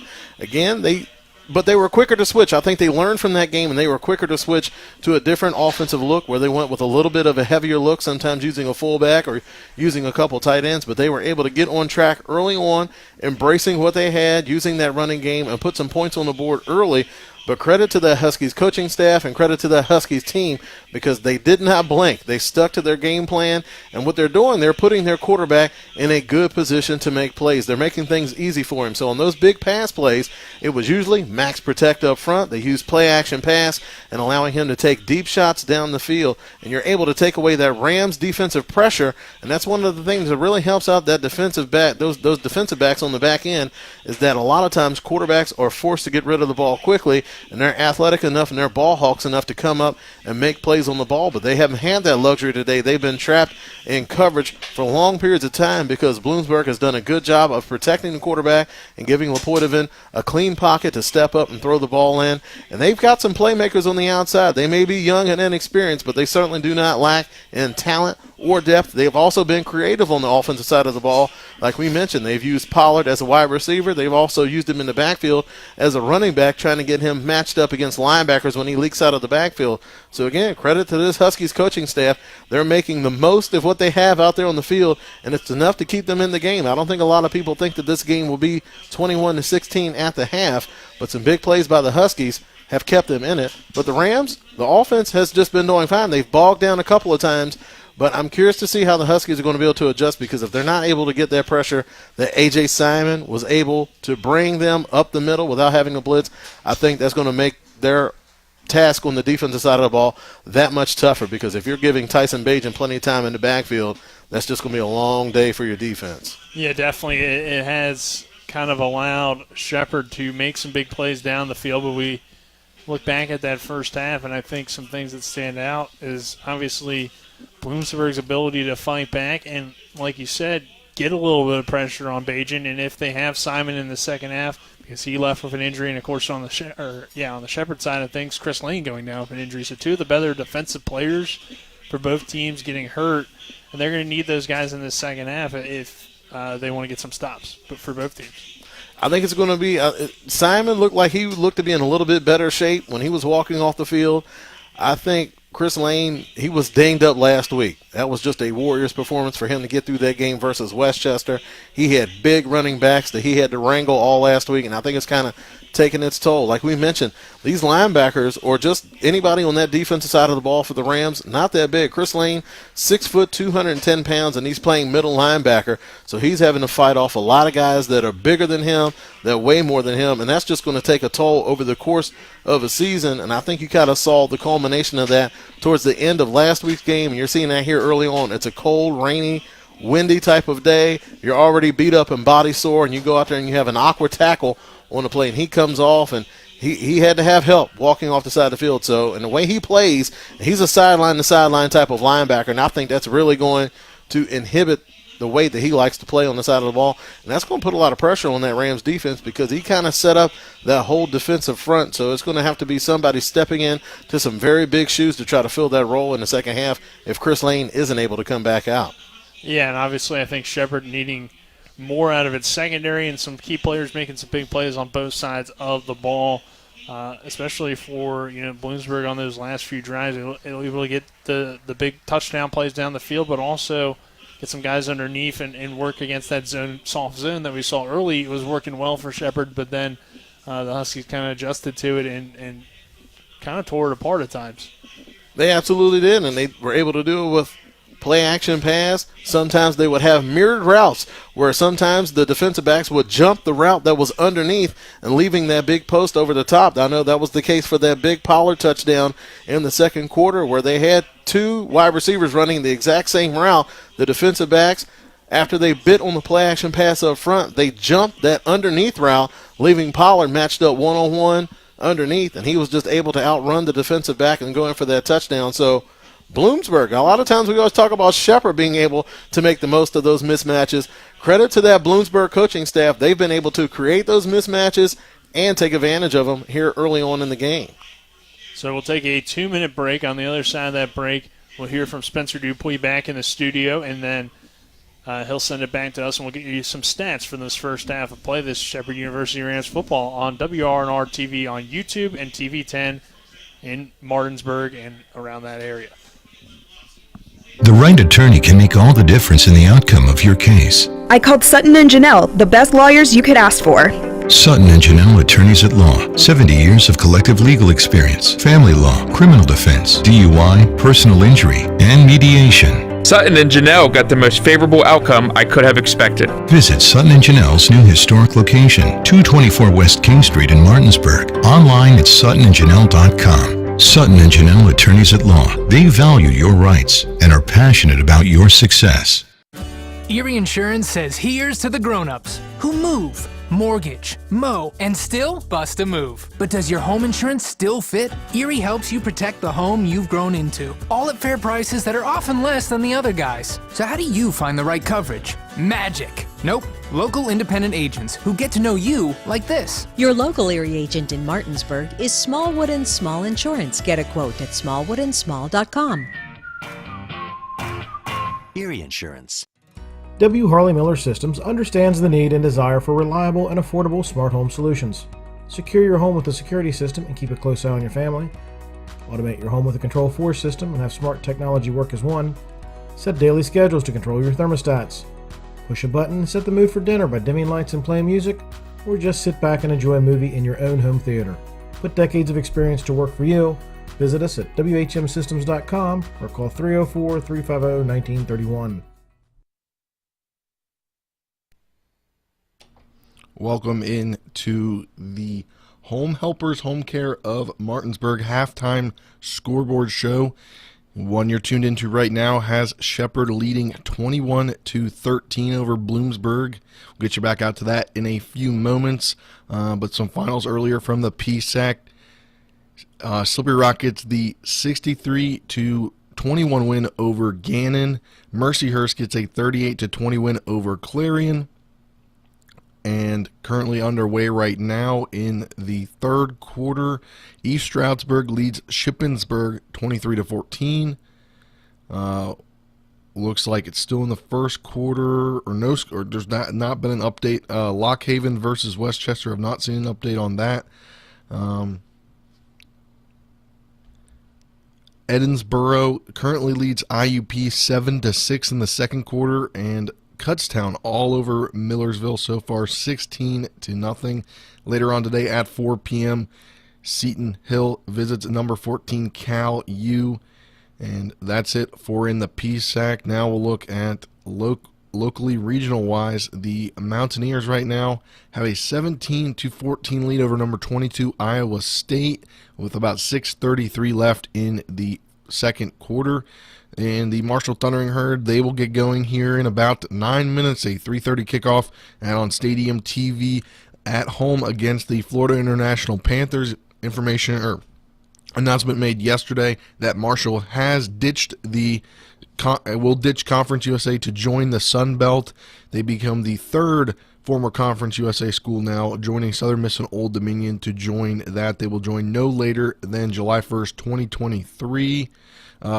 That puts the Sun Belt at 15 teams, and they are looking for number 16 team. That would be James Madison University, moving up from FCS, just about an hour and a half away from here in Martinsburg. I was on Friday. They took steps to join the Sun Belt. The school's Board of Visitors Executive Committee passed a motion to pursue moving up to the FBS level and seeking an invitation from the conference. Look at some scores around the top 25. as I refresh the scores there. Currently underway right now, 9:20 left in the fourth. A good battle there between number 8 Michigan State and number 6 Michigan. Number 6 Michigan has the 33-30 lead with about 9:20 left in the fourth.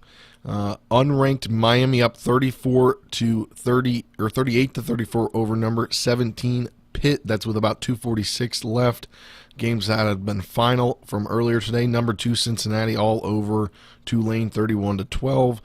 Unranked Wisconsin beats number 9 Iowa 27-7. And the only other final from earlier, number 16 Baylor beats Texas 31. Unranked Texas 31-24. Getting going here in a few minutes. Number 1 Georgia visits Florida. Also, number 4 Oklahoma hosts Texas Tech. Number 7 Oregon hosts Colorado at 4 p.m. Number 13 Wake Forest hosts Duke. And then a top 18 battle as number 18 Auburn hosts number 10 Ole Miss later on today. Number 12 Kentucky at Mississippi State. And a couple other battles that are later tonight. 7:30 number 5 Ohio State hosts number 20 Penn State. And that number 25 BYU hosts Virginia. Number 21 San Diego State hosts Fresno State. Number 11 Notre Dame hosts North Carolina. And number 19 SMU visits Houston. And that does it for our Home Helpers Home Care of Martinsburg scoreboard show at halftime. We'll send you back out to the field after this 2-minute break.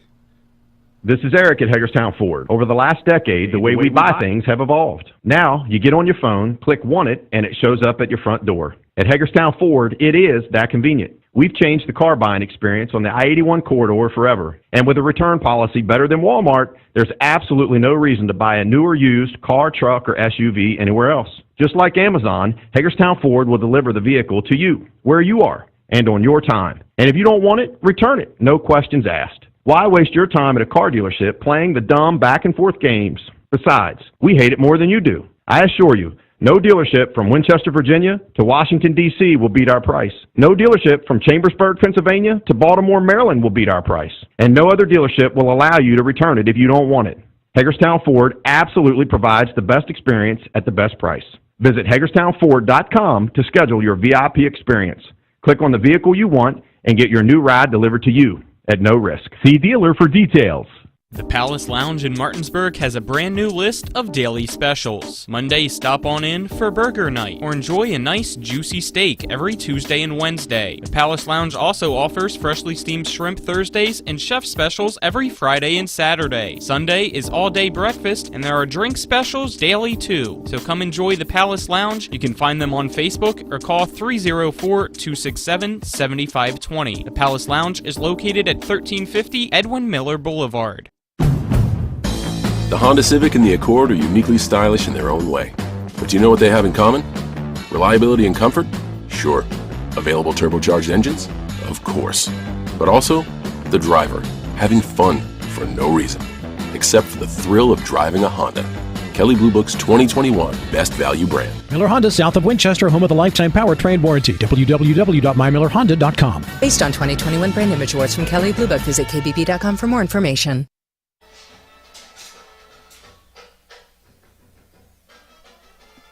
Welcome back to Bloomsburg University. Shepherd, Bloomsburg here at the half. The Rams with a 21-16 lead over the Huskies. Nick Versley, Travis Smith here on the call. Don McKinney, our on-site producer. Matt Miller, our cameraman. Colin McLaughlin down on the sideline. We'll get an interview with Coach McCook, we hope, to start the second half. But first, before we get to that, we'll go over some stats from the first half and start with the Shepherd University Rams. Tyson Bagent having another nice game, 17 of 21 in that first half. That's an 81% completion percentage, 197 yards, 3 touchdown passes to lead Shepherd through the air. And then on the ground, Ty Hebron, 7 carries, 57 yards. Chance Shorts, 4 carries, 19 yards. So overall, Travis, a pretty balanced attack. But, I mean, this is the Bagent that we've seen in the first few weeks of the season where he's pretty much putting a whole game's worth of numbers in a half. Absolutely. We mentioned a lot of those run plays, they're built-in RPOs, and a lot of times when Tyson Bajan pulls it because he sees something downfield and he's able to throw the ball accurately. And so far his wide receivers have done a good job because Bloomsburg getting good pressure, getting him off of platform. Bajan escapes from the pocket, and his wide receivers have done a really good job of working back to him or finding an open spot in the zone, sitting down, and Bajan's able to find them in that open zone. And a couple of those touchdowns were a result of Bajan scrambling around, those wide receivers finding those open spots, and Bajan able to find it. So, again, just like you mentioned, back to form, able to go out there and have a clean first half and really just put up some gaudy numbers to go along with the numbers that he's already put up this season. Already approaching 3,000 yards, probably be over the 3,000-yard mark before the end of this game, already over 30 touchdowns. So, again, just an impressive campaign for this junior quarterback. And you look at it, too, he's able to spread that ball around and get a lot of different wide receivers involved. Ryan Beach, 3 catches, 77 yards, and 2 scores in that first half, including a 67-yard touchdown to get the Rams started. Brian Walker, the Rams tight end, 3 catches, 39 yards, and then some other highlights in that first half. Alex Wetzel, 2 catches, 16 yards. Josh Gontaris, 2 catches, 10 yards, and a touchdown. Ronnie Brown, 2 catches for 10 yards as well. And then, on the defensive side of things, Shepherd leading tackler is Ponce de Leon with his 4 tackles at the half, along with Kyle Smith, who had 4 tackles and a sack. Chris Lane, 3 tackles as well. Antonio Fox, 2 tackles, and Corey Shell with 2 tackles for Shepherd. And then we flip it over to the Bloomsburg side of things, Travis, and starting with the offense, Pollard, the leading receiver, with 5 catches, 78 yards, and a touchdown. Langley with the big 60-yard touchdown pass, and overall a solid performance from Lepoiden, 10 of 13, 2 touchdowns, and 152 yards. So we had our expectations for some of these young players, and they certainly came through. We had a chance to talk with the Bloomsburg play-by-play football team, and they came in and they were talking about Langley early on, talking about how he has just really had an excellent season so far this year, and I have to agree with him. I mean, just looking at the numbers coming into today's game, already having 5 touchdowns, one of those being a 78-yard bomb, so we knew that he had the type of speed that could make something happen. But he also had a big play in the run game where they did the reverse to him, and he was able to open things up, and that really seemed to be the spark that got this Huskies offense going. So although they are young, they are very talented, and like you mentioned, the future is looking bright for this Bloomsburg offense. But I'll tell you what, they're taking care of business today. So a couple more plays, and they're in this game. The question is going to be is how this Bloomsburg defense is going to be able to hold up, especially if A.J. Simon isn't able to come back and anchor that defensive front. And then looking at the rushing attack, Gooden, 4 carries, 24 yards. He's one of the veterans on this team, and he's leading the way on the ground for Bloomsburg. But overall, they've been more pass-heavy than I think we expected. Monaco, Malazi, and Red leading the way in tackles. So let's go down to Colin McLaughlin down on the sideline and see if Colin has anything about the atmosphere as we get ready for the second half. Colin. Doesn't have Coach McCook yet, so we'll wait until Coach McCook is with Colin, and then we'll send it to him. Looks like he's making his way over there now. You mentioned Gooden, that veteran running back that the Huskies offense has been able to get them a lot out of. During his career, like we mentioned, 29 games for the Huskies, has averaged 5.9 yards per carry, also 10 touchdowns. So he is a player that is very productive during his time here at Bloomsburg. Yeah, he has been productive. Now let's send it down to Colin McLaughlin with head coach Ernie McCook. Alrighty, thank you guys. Down here with Coach Ernie McCook. Good battle. What did you tell your team there in the press or sideline right now? Hey, we're here to play the entire 60 minutes. We got the ball coming out. We got to go ahead and make some plays here in the second half and play the entire 60 minutes and find a way to win. Okay. What have you liked so far from your team, and what do they need to improve on? Our team continues to display grit. They get after it. They protect each other. They handle adversity, whether it's a penalty call or a play that happens. You know, they're handling adversity. It's just we're challenged a lot with that type of adversity. And our guys have been awesome and showing grit and everything like that. All right, thank you, Coach. Good luck in the second half. Back up to you guys.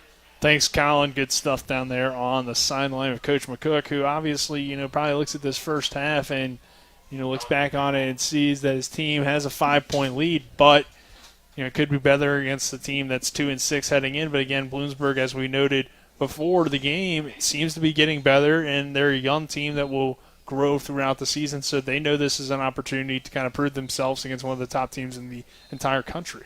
And that's something that you can really appreciate about Coach McCook, because the way he kind of looks at things, he really looks at the big picture, and he understands that even though this team on paper probably shouldn't be able to keep up with Shepherd, he realizes that everybody is looking at that Shepherd Rams team and they have a target on their back. So everybody's playing the Shepherd Rams like it's their Super Bowl. So you realize that you're going to get every team's best shot. They're going to break out all their trick plays, all of their crazy ideas. You're going to face that on a weekly basis. So sometimes, other teams, they get coached up, they have talent, they're going to be able to make plays. What he's able to do is to steady the ship and keep his guys focused on their goal, and that's to make it into the postseason and have a deep run and challenge for a championship possibly. So even though it's a close game, he's just managing this game. He's not thinking about where we should be, where we ought to be, or where we want to go. We're in a dogfight right now. Let's win this fight today, and we'll worry about next week. So that's something that you can certainly appreciate about Coach McCook. He looks at that big picture, realizing, say, hey, these guys are really going to be taking their best shot at us each and every week. And like we mentioned, there's some good football teams in this PSAC conference. So you're going to have some dogfights week in and week out, and you really can't afford to overlook any opponent. So you keep your team grounded and focused and hungry. Everything else will take care of itself, and that's what this Rams team has been able to do for many years of their successful run. All right, that does it for your Manchester-Freddie halftime show. Manchester-Freddie Law Firm, located in Martinsburg, West Virginia, where it's about seeking justice for you. Go to wvjusticelawyers.com. And also, this first half stats were brought to you by Dobson & Associates, PLLC, providing all your back office needs, including accounting, payroll, and home resources. They want to be your back office. Call 304-264-0437 or stop by 217 West Burke Street in Martinsburg. The Rams have to begin this second half and will take over at around their own 15-yard line after Zane Lewis got clocked on that kick return. And that second half kickoff brought to you by Bears Repair, located at 904 Winchester Avenue in Martinsburg. For all your automotive repair needs, call the certified mechanics at Bears Repair at 304-262-0208. Looked like running back John Ayers was the man supplying the wood on that play, coming down, putting a big hit on Zane Lewis. And again, this Huskies special teams unit, again, tackling those Rams returners inside the 20. So that's another big win for that special teams unit for Bloomsburg. 21-16 our score. Shepherd leading Bloomsburg to begin this third quarter of play. Nick Verzolini, Travis Smith, happy to have you with us. McCook goes in motion. Bajan takes the snap, hands it off. It's a solid run up the middle for Ty Hebron, who had a good first half. About 58 yards in that first half, but that gap closed relatively quickly. It looked like Malazi in on that tackle. Oh, again, the converted fullback. You know he's a young man that likes contact. So if you go from fullback to linebacker, a lot of times that's what these guys did in high school. Yeah. So, you're not asking him to do something that's going to be completely foreign. Even though he's a junior, he's not too far removed from his high school days, so that's probably not a big switch for him. Bajan, play action. He wants the deep ball over the middle, nearly intercepted, but it will bounce off the turf.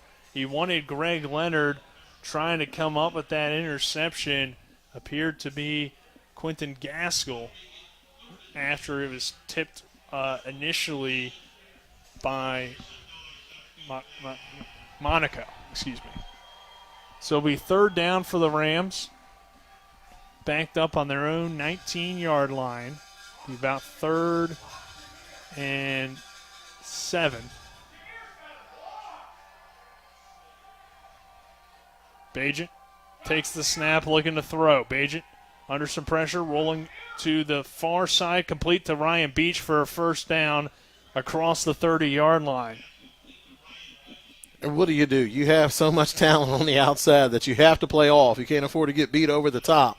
So you have to sag back a little bit. A.J. Simon in on the game. He's supplying pressure, but Bajan is so good, even when you force him out of the pocket and get him off his platform, he's athletic enough to get outside the pocket, and he's smart enough to extend the play and keep his eyes downfield, and that time just able to hit the open target in the middle of the zone and pick up a big third down conversion that time for the Rams offense. First down and 10 now from the 32. Bajan in the gun, 2 receivers. Moss, the receiver to the near side. Gontarik up top. Hebron in the backfield. He gets the carry. They fake it to Hebron. Throw it quickly now out to Moss on the near side. He makes the catch. Brought down quickly on the play by Nadir McLeod, and he is brought down. He'll be second down. Don't feel bad. That's a good play fake. Hey, I bid on it too. That's the thing. Luckily, I'm not playing DN. Yeah, you would have been crashing right down. He definitely would have pulled it. Second down here, and about 3 after the 7-yard pickup. Hebron the back. Quickly a toss to Beach. Beach gets upended. Depending on where they spot that could be a first down. It will move those chains, so the tackle kind of helping Beach instead of driving him back, flips him over and gets him across the sticks, across the 45-yard line. But he's so fast, you just can't afford to gamble with him. If you can get him down, you got to get him down any which way you can. And the Rams, again, they're getting the ball to Beach any way that they can because they realize that opens up everything else in this offense. So you get him the ball, jet sweeps, quick screens, anything you can do to get the ball in his hands, good things will happen. First down and 10 from the 43. Bajan in the shotgun formation. 4 wide receivers. They'll go quickly down to the tight end. Complete across the 45. Wetzel in on that reception. Ford Cherry coming up on the tackle. So it'll be second down for the Rams. Bring it to the 47-yard line.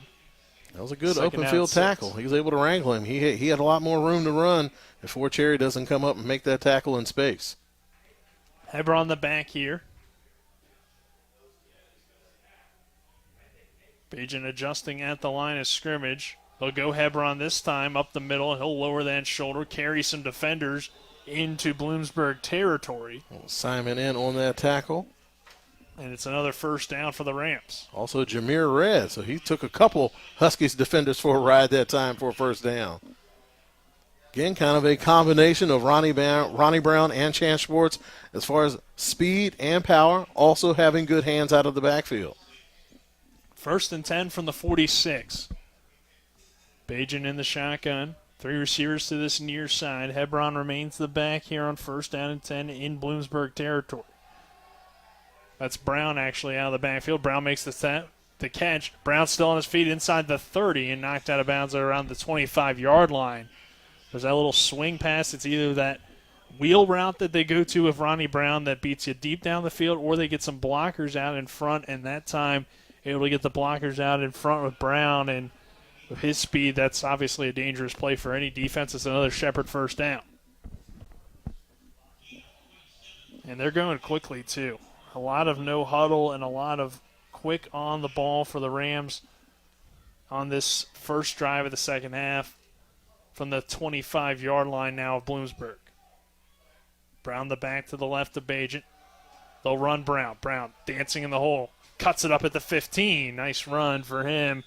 And another Shepherd first down.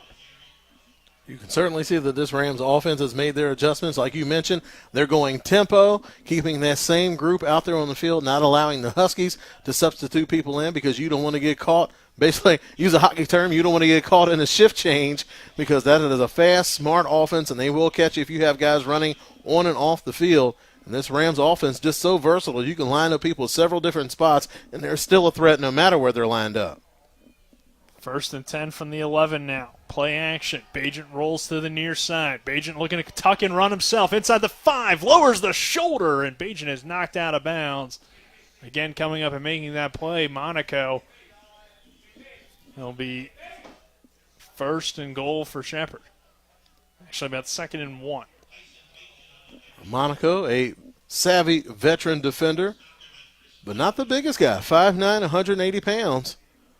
So not too often Bajan has the size advantage on somebody on defense, but that time he tried to lower the boom on Monaco. Able to get down close to the goal line, not quite enough to punch it in, though. Did have a touchdown run last week versus Westchester where he was able to pound it in off tackle.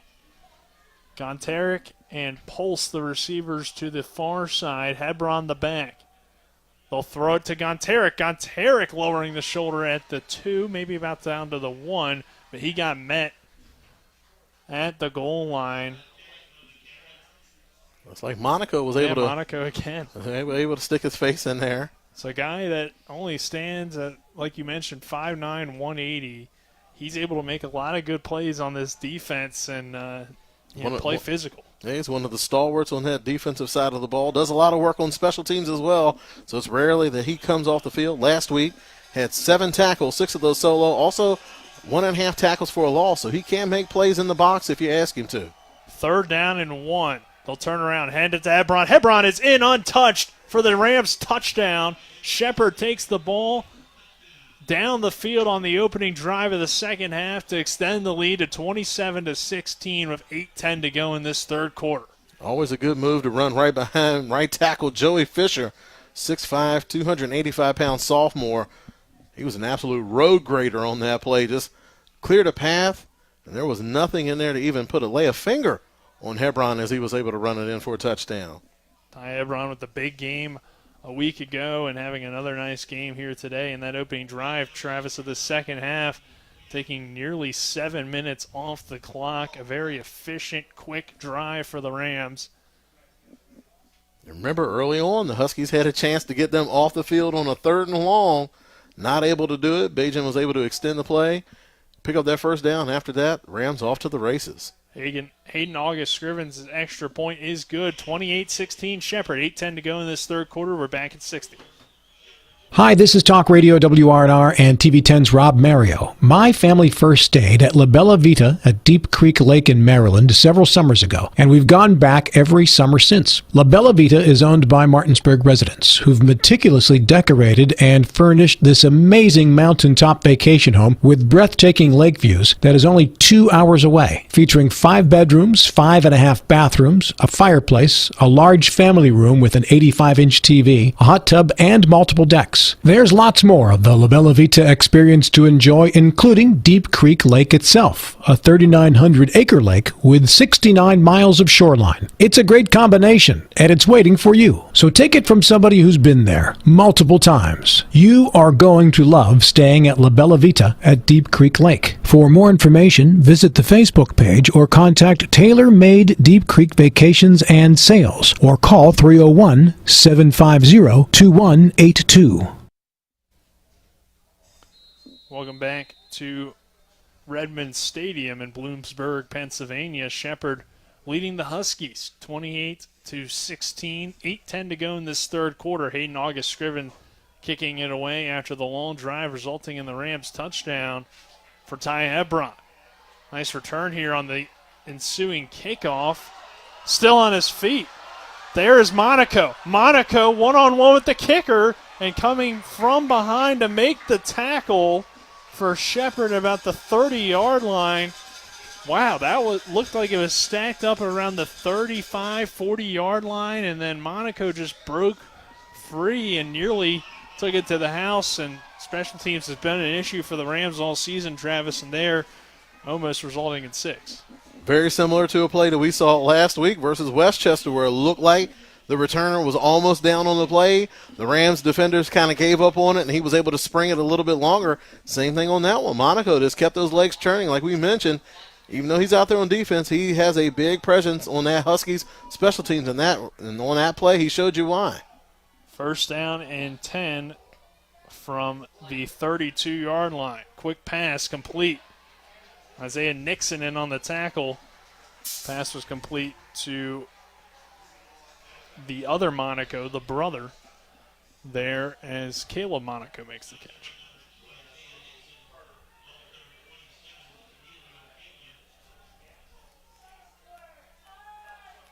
Right now, things are getting a little chippy out there on the field. Usually doesn't take long. When Shepard's out there on the field, it usually takes about a couple quarters. But about a little bit after halftime, the other team usually not enjoying their post-whistle talks. Good in the back. He'll get the carry. Gooden's been running hard. He's got the first down for Bloomsburg. I mean, this is a veteran, one of the few veterans on this Bloomsburg offense, and, I mean, he's a tough runner with the football, and you know, as you mentioned, a former PSAC all-conference member. So, I mean, this is a good football player that's kind of been, I don't know if he's been hurt or lost what. in the shuffle, yeah. I mean, they have some good freshmen, and obviously a new coaching staff as well. Could have something to do with it, but first down and 10, Gooden has been the back for the last few drives. And they'll play fake it to him. Under pressure, Kyle Smith trying to get there again. A nice floater and incomplete. But he did a good job. He did a good job of avoiding the sack and getting the ball close enough to a wide receiver to avoid an intentional grounding play on that one. That's one of the reasons why you don't see too many teams going under center versus Shepherd, because they do such a good job of getting penetration and getting after the quarterback. So if you're trying to go play action pass, which is already going to take a little bit of extra time up front, just going to put that much more pressure on those offensive linemen to hold their blocks against some very speedy and athletic defensive linemen. Poitevin, the freshman, true freshman, 6'4", 205. He's done a nice job today, and I think they got a future with him. They'll run good in there. Nice stutter step in the hole. Bounce it to the outside, inside the 15-yard line. McDade forcing him out for the Rams, and Bloomsburg continues to fight in this game no matter the deficit or no matter how it feels, because a lot of teams might give up after, you know, Shepherd goes and takes 8 minutes off the clock and gets another touchdown, but Bloomsburg coming right back. The kickoff gave him a nice spark, and now the offense looking good on this drive as well. And Gooden gives you the kind of run that a veteran running back can give you. Patient in the hole. He saw a lane open up backside. He puts his foot in the turf and cuts back against the grain. That's the benefit of having a veteran running back in the backfield for you. 3rd down and 4. Poitevin fires incomplete, in and out of the hands of the intended receiver. That is Nas Jones, the H-back. Couldn't haul it in, and it's 4th down. They got the look that they wanted. The quarterback put the ball right on the money, nailed him right in his chest, right between the 2 and the 6, and he puts the ball on the turf. Can't afford to miss out on opportunity. You can't trade field goals for touchdowns versus this Shepherd offense. And for Bloomsburg, no field goal is guaranteed. This one about a 31-yarder. Their season long is 30, so depending on where exactly that High is. Snap. And the kick is up and no good. From 31 yards, that has killed this Bloomsburg team all season long, and it hurts them again here. You never want to leave points on the board, and you hate to have to settle for a field goal when you had an opportunity to score a touchdown. But when you go out there and miss the field goal. And they've missed an extra point today as well. So, you know, leaving a lot of points on the field. And, again, if you're just now joining us or maybe just didn't hear in the first half, Bloomsburg has had 5 different guys attempt a field goal this season. So if you got 5 different kickers, that means that you don't have a kicker. Yeah, I mean, that's always what they say usually about quarterbacks. If you have more than one quarterback, you don't have a quarterback. But, I mean, that's a better problem than kicking. Because how do you have 5 guys and their season long is just 30 yards? It's just been an issue all season for this team. Bajent pass incomplete, wanting to hit Jonathan Moss, and the pass falls incomplete. Sure, these Bloomsburg coaches are going to be attending some soccer practices here in the near future. Yeah, they're going to have to. They're going to have to bring in somebody. Recruiting hard on the kicking end. Yeah. It's just a crucial part of the game that gets overlooked sometimes. It does. But, you know, and it's an issue for a lot of teams at a lot of different levels, and it's tough to find those guys that can be consistent. But if you at least get a guy that can make, you know, the easy ones, that certainly helps, or at least none of them are easy. I mean, I can't go out there and make one from 10 yards, but that's not the point, as Ryan Beach makes the reception for a first down. But a lot of times they're seeing, does he have the leg strength? Because they want the big kickoffs. So those are the guys that they're really looking for. But sometimes you just need the accuracy for a kicker that's just going to knock in that extra point. You want to get that cherry on top of the sundae. You had a good offensive drive. You punched it into the end zone. Sometimes you just want that extra point. And it's just, are you really willing to split up 2 scholarships, one for your big kickoff guy and one for your place kicking? So it's a tough spot to be in. Chance Schwartz on the carry. He gets a nice hole. Schwartz running across the 40-yard line. Such a good jump cut on that play. Ford Cherry coming up with the tackle Chance Schwartz, again, just a veteran running back. He's had success against this Bloomsburg defense. They run him up the middle, and just a nice jump cut. I tell you what, if you want to look up how to, that's the guy you want to look for a jump cut because he's very patient. Presses that hole up in the middle, see how the defense is flowing to one side, jumps cuts to the backside. There's nothing there, able to pick up a big chunk on first down. 4:39 to go in this third quarter. Second down and about 1 for the Rams. Bagent looking to throw quickly. Fires complete for the first down. Josh Gontarek with the reception. And it's right now been Tyson Bagent just tearing apart, picking apart this Huskies defense. I mean, whether it be zone or man, he's been having his way really all game, and on these first 2 drives of the second half, doing a nice job as well. It's another first down for Shepherd. You can see why he gets all the individual accolades that he does. They are well earned because right now he's putting on a clinic here in today's game. Just super efficient, super clean game, accurate passes, arm strength, touch, everything you need out of a quarterback. He's bringing it to you week in and week out. First down and 10 for the Rams. Bagent straight drop back, all day to throw. Rolling out to the right, firing, complete to Alex Wetzel into Bloomsburg territory. And another Rams first down. We've seen a lot of situations, but it looks like it's come back. It looks like we got a holding call. But, I mean, we've seen a lot of similar situations where Bagent's extended the play and kept his eyes downfield, and then receivers just sitting in that zones or just coming back to the football, making nice plays. Unfortunately, that one taken away by the holding, but probably the holding allowed Bagent to have so much time. I believe the guilty party was Cole Weaver, the left guard. The Huskies have done a good job getting pressure up through those A-gaps, really making it tough on those interior linemen. And sometimes that's going to be the drawback of your quarterback rolling out trying to extend plays, is that sometimes you're going to get some holding penalties because those offensive linemen are just trying to put in extra work to keep their quarterback safe. And sometimes, I mean, that's just going to happen. 3:41 to go in this third quarter. The officials adjusting something here, as it should be. We're trying to adjust the down time and on the clock. Yeah. Be about first down and 20 for the Rams, which we've already seen a successful few plays on a 1st and 20 earlier. Not too many offenses are happy to be in the first 20 situation, but this Rams offense certainly not out of their element. It's not that they have many plays in their playbook for 1st and 20, but a 20-yard chunk really isn't a big deal for this Rams offense. Yeah, or even if it's not on the first play, they can certainly pick up 20 on maybe the second play as well. As this time, Schwartz stacked up at around the 40-yard line.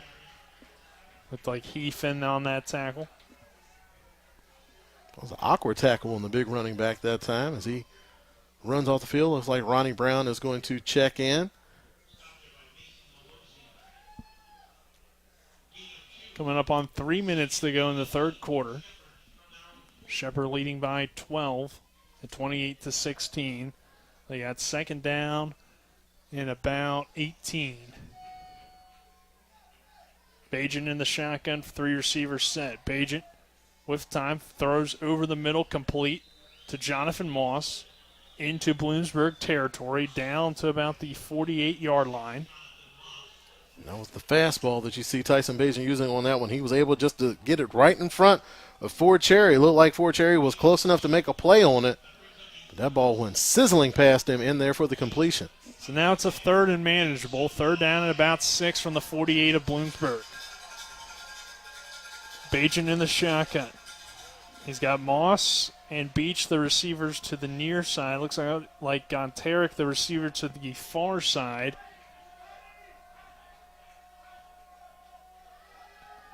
Bagent throws complete to Gontarek. Gontarek shedding off tacklers. Gontarek has the first down inside the 40. Josh Gontarek make him miss Brian Walker, on the reception. Well, there's going to be a flag on the play, and that's one of the things that you have to do with this Rams offense. They're so good at getting yards after the catch.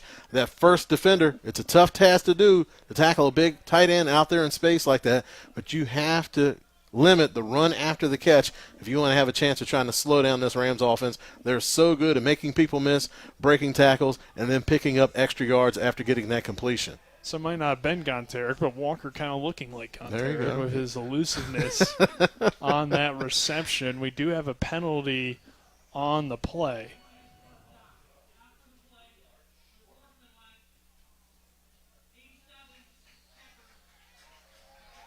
All right, so the Rams still get the first down, but Brian Walker getting an unsportsmanlike penalty. Also an unsportsmanlike on Bloomsburg, so it's going to be offsetting. So it doesn't matter. Yeah. So just going to be the result of the play. First down. But you can tell the referees just trying to send the message. They feel like things are getting chippy. And they have been really since the end of that first half. There's kind of a chippy play on that kickoff. And then, it's carried over a little bit in the second half. So 1:45 to go in the third, 28-16 Shepherd. Bajan in the shotgun formation, 4 wide receivers out wide for him. They'll send Wetzel in motion now to more of an H-back position. There it is. Bajan throws underneath. He's got Wetzel in stride. Wetzel down to about the 26-yard line. I thought for sure they were going to go to Ronnie Brown on that. That's the matchup that they go for a lot, is that they can get Ronnie Brown matched up on a linebacker and they do that wheel route out of the backfield. It was there. The linebacker had good coverage initially, but if Tyson's able to lead him down the field, that certainly would have had a chance for a big play, but he takes the check down, takes what the defense is giving him, not trying to force it, and still able to pick up a chunk on first down. A marking at the 27 will be 2nd and 2. For the Rams. Bajan again in the shotgun. Brown the back to the left of Bajan. Bajan with time. He wants to sling it deep down the middle of the field for Jonathan Moss. Moss makes the catch inside the 10. Just a good back shoulder that time, just allowing his veteran wide receiver to come back to the ball. And that puts a lot of pressure on that defensive back. Jake Davis, the freshman, looking over to the sideline. He knew that was his fault. That's what this Shepherd Rams offense does. That makes you so concerned about the big play over the top that you kind of forget that they have some very good route runners for those short and intermediate routes. So if you're already bailing, trying to take care of the over-the-top stuff, those outside wide receivers do a good job of working those comebacks or digs or anything that like a back shoulder that make you really put pressure on you. Bajan throws it end zone. Gonteric leaps up and makes the catch. Touchdown, Rams. So there you go. Gonteric's beat you twice. So earlier in the game, hit you with the inside slant. So this time you get inside leverage. You want to take away that slant. Then they go to the wide side of the field and hit you with the fade. It's just pick your poison. Yeah, pick your poison, and it's usually it's not going to turn out good for you either way. That's just a tough cover. What do you do? Gonteric making some big plays in the red zone for the Rams. His second touchdown of the day. Hayden August Scriven on to attempt the extra point with Shepherd leading 34-16. August Scriven's extra point is up and blocked by Bloomsburg. Bloomsburg now down the sideline. It's Gaskell. Gaskell across the 40, out across midfield. And he's going to take this one back all the way for the 2 points.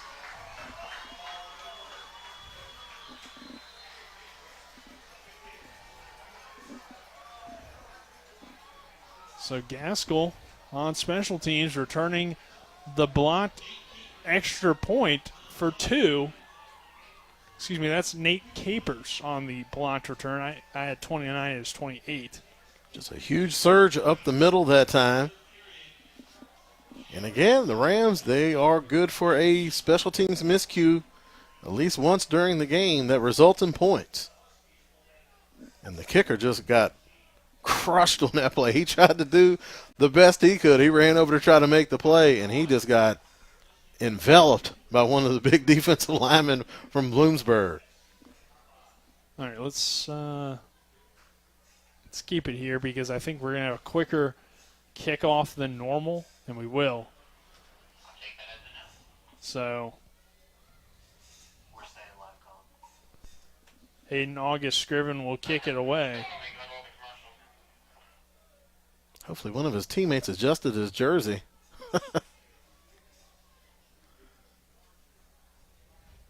But now we're in the fourth quarter, or at least that's what it says on the scoreboard, as that score came as the final play of the third quarter. So I wonder if maybe we'll get a break in between quarters. I don't know. But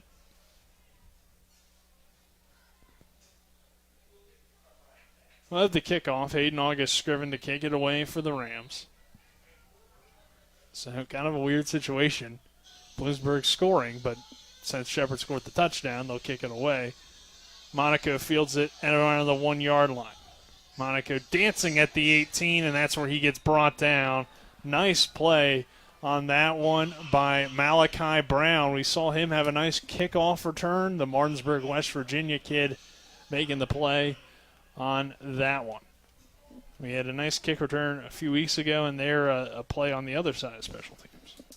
Malachi Brown, a nominee for Collision of the Game, brought to you by Cody's Body Shop, located on 851 Wilson Street in Martinsburg. Family owned, offering superior customer service for great pricing for a job done by experienced and certified technicians. You can give them a call at 304-901-4777, or you can check them out on their Facebook page. So this fourth quarter brought to you by, on TV 10, Milestone Realty and Smallwood & Small Insurance. I think I might have missed the third quarter, but again, it was Smallwood & Small and the Mirius Group for the third quarter. So big shout out to our sponsors as we have about 14 and a half minutes to begin this fourth quarter. Shepherd with a nice 34 to now 18 lead after the returned 2-point on the blocked extra point. Lepoitovan looking deep down the far or near sideline. Great play by McDade to break that one up. He wanted his receiver Malik Lanley, who already has a 60-yard touchdown in this game, but McDade just timing that jump and knocking that ball away. And Lepoitovan, he wishes he had that one back because Langley had him beat deep, but he had to come back to try to get the ball. If he's able to lay that out down the field, Langley's still running that ball into the end zone. So again, the Huskies have had their opportunities, but sometimes it's just been a tip ball or a drop ball that's kept them away from being successful. So quickly, it's 3rd down and 6. Lepoitovan is hit from behind. The ball comes out. It's picked up by Shepherd, and into the end zone is Malik Holloway after the forced fumbled on the blind side hit, and the Rams extend their lead to 40-18. So I don't know if you want to call that a fumble or an interception. Either way, the ball did not hit the ground, and Malik Holloway was able to do the rest. And you see that defensive front just beginning to take over today's game. Lepoitovan just great game up until this point. That's something that you really can't blame that on.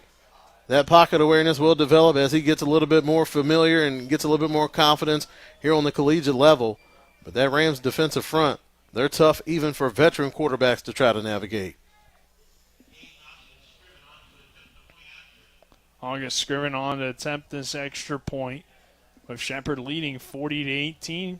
Looking to make up for the blocked extra point just a few moments ago. Looked like Bloomsburg jumped off sides. The extra point is up and good, so the penalty will still happen, but it won't affect things. 41-18, 14:09 to go in this fourth quarter. We're back in 2 minutes. With 4 new car dealerships and 4 used car dealerships in 3 states, Parsons is the largest used car and fastest growing new car dealer in the tri-state area. Take Parsons Ford with huge savings on hundreds of new Fords, financing from 0%, Parsons' goal of financing for all, and Parsons' famous above-market trade-in allowances that help make Parsons #1 for used cars too. See why so many won't buy anywhere but Parsons Ford in Martinsburg. We became #1 by making you #1 first. Parsons. Erie Insurance says here's to the grown-ups who move, mortgage, mow, and still bust a move. But does your home insurance still fit? Erie helps you protect the home you've grown into, all at fair prices that are often less than the other guys. So how do you find the right coverage? Magic. Nope. Local independent agents who get to know you like this. Your local Erie agent in Martinsburg is Smallwood & Small Insurance. Get a quote at smallwoodandsmall.com. Erie Insurance.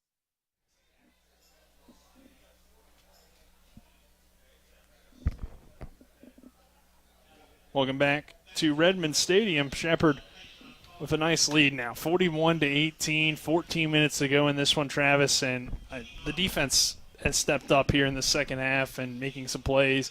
And, of course, the offense, really keeping Bloomsburg's offense off the field, too, to begin the second half has helped as well. And that's just a huge swing of plays. You have one chance where Lepoiveden has a chance to hit Langley wide open on the sidelines. He misses that opportunity. The very next play, he gets hit in the backfield. Holloway picks the ball off in midair and runs it in for a touchdown. So that's potentially basically a 14-point swing right there in that game. But, Bloomsburg has made plays. They've had opportunities, but you cannot miss out on those opportunities against a team like Shepherd because they're going to be there, and they're not going to miss out on their opportunities. They're going to make the most of each and every one. So you have to try to match them punch for punch. And the Huskies just don't – they have talent. They just don't have enough talent or experience to try to go toe-to-toe with this Rams team.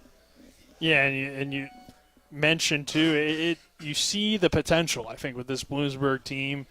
Just a young, inexperienced squad that continues to get better and really has put up a decent effort today. Just a few key mistakes on that last drive, taking away probably any chance at a comeback, and their run up the middle stopped quickly in the backfield. Looks like that was Frankie Stevens flying in and making that tackle. On the carry again, Alex Gooden getting a lot of the carries since about halfway through the first half. You can see they call different run plays when Gooden's in the game. That time just an old-fashioned counter tray play. You pull that backside guard and tackle over to the play side. That guard's the kick-out block. That backside tackle loads up in there, but it's that Rams defensive front just does a good job of getting penetration, and that kills that counter tray play, and they stacked him up in the backfield. Lepoiveden, another handoff to Gooden. Again, the Rams flying in there. That time Stevens, the first man in the backfield. And then he fought forward, but he didn't find much room. The Rams getting some other younger players in the game now on defense, especially that D-line up front.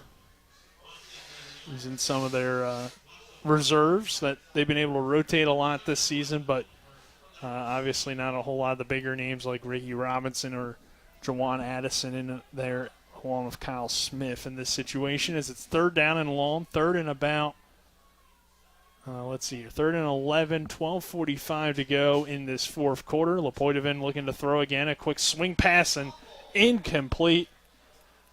Wanted to hit on that reception for intended for John Mack, the wide receiver tight end, another freshman, the intended man, but good coverage by the Rams and a punt here for Bloomsburg. You can see that offensive unit, they really kind of had their heads down on that last drive. They've played with a lot of fire so far today, but I think that fire kind of got extinguished on that last defensive touchdown by Shepherd. They went out just two run plays. You can kind of see they're almost in the mode where we just need to get out of this and not get guys injured. So they're just trying to keep the ball. And then kicking woes continue for this Bloomsburg team as the punter shanks it out of bounds and giving the Rams great field position. Yeah, Sadamini, the veteran senior punter, hasn't had a lot of issues this season. He's been pretty consistent, but they're not the best of punts. And, of course, Shepherd, maybe one more drive for the starting offense, and then you get some of those reserves in as well. As I think a lot of it started with that drive for Shepherd to begin the second half, where that just took Bloomsburg's kind of life out of them offensively. That was a gut punch. That was a gut punch of a drive. It really takes the steam out of you when they're able to. They just haven't gotten anything going like they had at the end of the first half. Bajent handing off Hebron, another big hole for him. He spins across the 35 and down inside the about the 32-yard line goes Ty Hebron. He's just running hard, and there's been a lot of big holes for him today, opened up by that offensive line of Shepherd, which seems to be growing in its confidence as well. Down to the 33 is where they'll mark it, and it'll be second down at about 3. And this is one of the reasons why you want to develop that running game through the course of the season, because you're going to be in situations where you're ahead and you just want to keep that clock rolling, and you just want to pound that defensive front and just wear them down and start gashing them for big runs. Well, Bajent says forget about that. They'll complete a pass to the far side to Josh Pulse, a big wide receiver. He had a nice touchdown reception against Millersville. Pulse, the big receiver on this team, a 6'3", 205-pound sophomore from Woodsboro, Maryland. They have him listed at that weight. He looks bigger than that. He certainly plays bigger. He certainly punches above his weight. If that's his actual size, he certainly punches above his weight because he's usually breaking tackles and getting those hard yards after the catch. First down and 10. Play action. Lob route for Greg Leonard in the end zone. He is wide open. It's another Shepherd University Rams touchdown. Now 47-18. It's the exact same play that they hit Ryan Beach on earlier in the game. They do that read fake right in front of the quarterback's face. He rolls out to that side. Looking at the wide receiver, Leonard's running that out towards the sidelines. The defensive back jumps it, and as soon as he jumps it, he turns upfield, gets that leverage over top of him, and Bajan just puts the ball right on the money. They're so deadly with that wheel route on the sideline off of that play action fake. That has been a big play for this Rams offense throughout this season. August Scriven now back on to attempt this extra point as this game has completely changed in this second half. High snap, but a good hold, and the kick is up and good. 48-18 now our score, 11:15 to go in this one. This is Shepherd University Rams football on TV 10 and WRNR TV on YouTube. There's nothing like spending a week at the lake. In my experience, La Bella Vita at Deep Creek Lake is the perfect getaway. Owned by Martinsburg residents, it's only 2 hours away. Whether it's lounging on the spacious deck with amazing views or relaxing in the hot tub, it just doesn't get better than La Bella Vita. With plenty of space for family and friends, this 5-bedroom, 5.5-bathroom home is the perfect luxury mountaintop retreat. Inside, you'll find an extremely well-furnished home that features 2 master bedrooms, an 85-inch TV for everybody, and a fully accessible kitchen and dining area, with everything your entire family will need. Our family enjoyed roasting s'mores at the fire pit in the evenings, and by day, exploring much of the 3,900 acres that makes up Deep Creek Lake. The community has several excellent restaurants and lots of family-friendly activities, and they're all just a short distance away. For more information, visit the Facebook page or contact Tailor-Made Deep Creek Vacations and Sales at 301-750-2182. Welcome back to Redmond Stadium. Shepherd pulling away here in this second half, 49-18 with 11:15 to go in this fourth quarter play. Nick Verzley, Travis Smith here on the call. Donald Kenny, our on-site producer. Matt Miller, our camera operator. Colin McLaughlin down on the sideline. We'll hear from Colin here in about 11 minutes of game time. And he'll get what should be a pretty happy Coach McCook after this second half effort from the Rams, presuming this score holds. That's what he talked about coming out of halftime. He wanted a team that was going to play 4 quarters of Shepherd Rams football, and that's what they've been able to do. They came out in the second half, and they just really just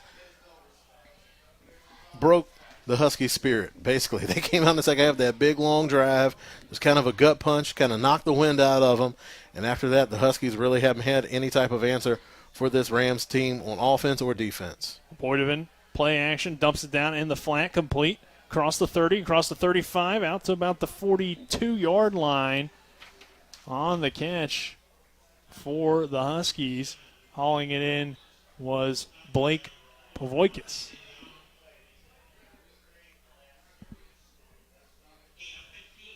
Correction, that was Bowles on the reception, 87. So first down and 10 from the 40-yard line. They'll run up the middle again with Gooden. Tough 3-yard gain as he was able to pick his way up through the middle. Robinson in on that tackle for the Rams. Gooden moves the ball to the 43-yard line. Need to get to midfield for the first down. Second down and 7 here for Bloomsburg. Again, staying under center a lot more in this second half as well. Man goes in motion from right to left. Poitevin, play action. He wants the middle of the field. Not open. Now under pressure, and he'll float it toward the sideline. That should be intentional grounding because nobody in that area. And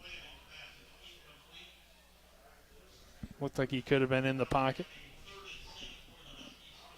And the way he rolled out, I don't think somebody ran the right route because there was nobody over there for him. The way he was setting up looked like he wanted some type of deep shot down the field, but there should have been something coming across, working to that sideline that he was rolling towards, and it really wasn't anything over there for him. So somebody didn't run the right route on that play, it looked like. But they've had success with that early on in the game, running some type of play action up front, going max protect up front, and having 2 wide receivers going out in a route. Under pressure this time and incomplete. Laporte have been hit by Duckworth. He wants underneath the pass intended for Monaco. And again, Bloomsburg forced a punt. It's been a very tough second half for the Huskies this afternoon. Now Laporte have been starting to get hit as well. And now they're kind of forced to be in a position where they're one-dimensional, having to throw the ball down the field, and that's when this Rams defense really begins to shine. Even though they're starting to work in some of their subs and backups, all those guys up front are built to get after the quarterback. So we have a whistle and a false start going against the Bloomsburg Huskies with about 9:54 to go in this fourth quarter. Shepherd with a 49-18 lead. It's a 4th down and 7, but that will be stretched out a little bit here. And Rams look like they're putting on some type of punt block look, having all 10 guys on the line rushing after the kicker with only Gonteric back to receive. A high snap nearly got the block. Gonteric will field it at the 28. Still running. Gonteric cuts it back inside his own 25. Cuts it over the middle. There goes Josh Gonteric. Across the 40. Cross midfield. Gonteric outruns the punter. Gonteric's got room and blockers in front. He cuts back at the 10 and into the end zone. Touchdown Shepherd, and no flags on the play. Josh Gonteric returning the punt. We've seen offense. We've seen defense. And now special teams score 6 for the Rams.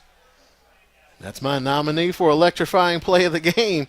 Brought to you by Orsini's Home Store, not just an appliance store any longer. Located on 360 Hack Wilson Way in Martinsburg. You can check them out online at Orsinis.com. You could tell that Gonteric was hell-bent on doing something with that punt. Even though it looked like they had the punt rush on, he had a convoy of blockers in front of him. And even though he was running out of gas there towards the end, still had enough to put his foot in the ground, cut back against the grain, and punch it in for a touchdown to extend this Shepherd Rams lead. 54-18 Shepherd with 9:28 remaining. August Scriven is good on the extra point. We're back in 60 seconds. This is Shepherd University Rams football on TV10 and WRNR TV on YouTube.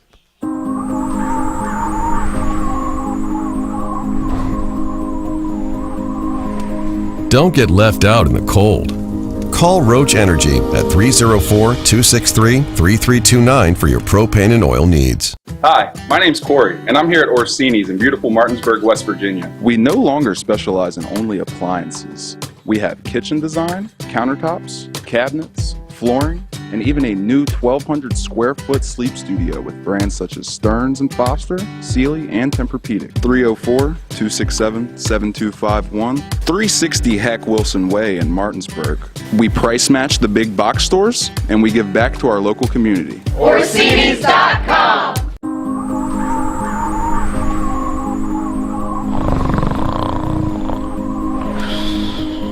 Relax. Call Roach Energy at 304-263-3329 for your propane and oil needs. We welcome you back to Bloomsburg University with the Shepherd University Rams leading now 56-18. Josh Gonteric with the big punt return of about 75 yards to take it into the end zone. I wonder exactly what it would be. I guess it's probably more like 70 because he kind of ran back about 5 yards, so about the 25, and then returned it.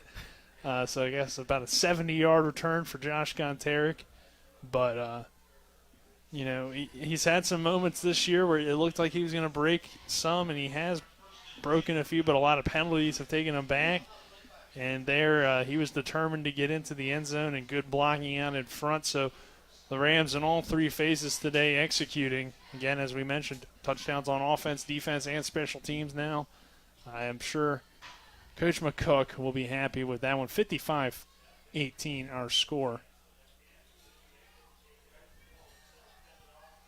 9:23 to go. A different quarterback in.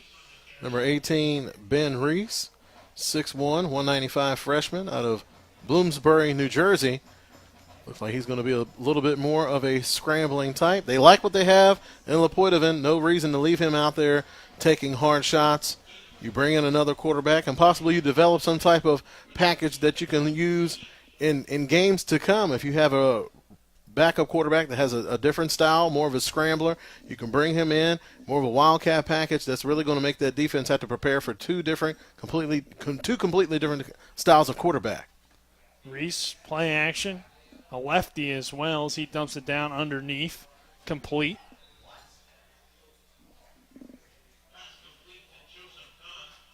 That's a great opportunity for a young quarterback to learn. You still have over 8 minutes left on the clock. You're going up against a very good defense, even though they have a lot of their subs in. A lot of those subs are veteran players, though. Those are experienced upperclassmen that are out there on the field right now for the Rams. So you're getting a good look against a good defense, chance to gain some valuable experience. 3rd and about 1. They'll run it up the middle. Those errors on the carry. He has the first down for Bloomsburg. The 5'10", 200-pound redshirt sophomore, able to move the chains. Look like he's a stout runner in between the tackles. 1st and 10 from the 37-yard line for Bloomsburg. The Huskies, we have unsportsmanlike going against Bloomsburg and against Shepherd. Again, we get that as we had it earlier. And it really doesn't change anything. Yeah. Just trying to send a message. Fellas, calm it down. We got 8 minutes. Don't want to do anything silly that's going to cost you games in the future. Yep. Just go and let this thing ride out. It's always kind of a key, as the game goes on, you don't want to get those dumb penalties ever, but you certainly don't want to get in a blowout type game and, like you said, kind of cost you games in the future. As Kahn makes the reception, tackled by a host of Rams. Like Pena in there for Shepherd, leading the way. Because even with that Rams defensive front, you see some you don't see them as much, but they rotate them. Yeah. They do a good job of rotating them out throughout the game, so it's not like they're strictly in that backup role. They are certainly high rotation guys. So, it's not a huge drop-off when the Rams start going to those players in the second unit, particularly along that defensive line. About 7 minutes to go here on this 2nd down and about 11. Rice throwing a floater down the sideline, incomplete. Try to take a deep shot to Langley. McDade still on that defensive assignment. He's had his hands full with Langley, but he's been able to give as good as he's got today.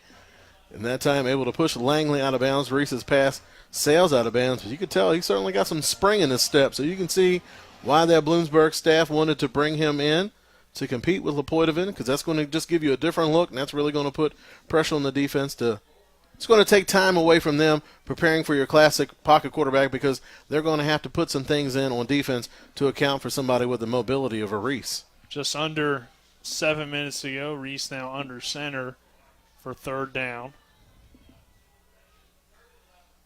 They'll run it. Stopped quickly on the run. Looked like coming through for Shepherd was number 55, Jack Baxter. 6'2", 265-pound freshman out of Sykesville, Maryland. So 4th down and 11. Bloomsburg will be forced to punt again here in this second half. And again, it looks like Conteric back deep for the Rams. And that's one of the things that you try to do with this Rams defensive unit. They're so fast to the ball, and usually the thinking is, well, let's do some misdirection and see if we can catch them out of position. One, you rarely catch them out of position, and if you try to do it with the running game, chances are you're probably not going to catch them out of position with a running back.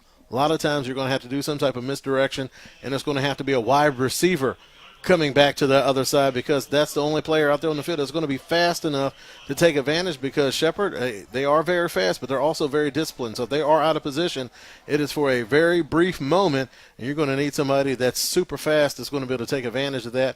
And usually you don't see that out of your running back. You'll see that out of the wide receiver position. About 6 minutes to go in this one. Shepherd with the big lead in this ball game. And it's been a completely different second half than what we saw, really in that first half, where it was a dogfight in the first half. It was a dogfight. Definitely. Bloomsburg had came back and made it close. Shepherd kind of pulling away, though, in this second half, and getting back to what they like to do is they'll run it here for a solid pickup out to around the 40-yard line. Bagent remaining in the game, which is interesting. Well, he's certainly the type of player that if you're going to pull him out of the game, you're going to have to hide his helmet somewhere. He is a fierce competitor, and he's not going to willingly come out of any game, regardless of the score.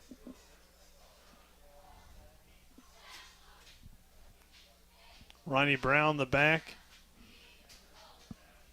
On second down and 3, Michael McCook, the lead blocker. They'll turn around, give it to Brown. Brown, nice hole. Brown down the sideline. Out to around midfield. It is another first down for Shepherd.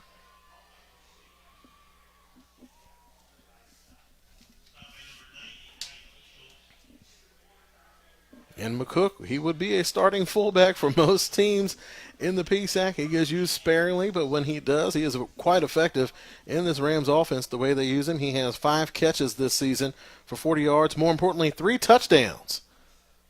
So he's a threat down towards the goal line, but also he earns his way being a ferocious lead blocker for that Rams running game.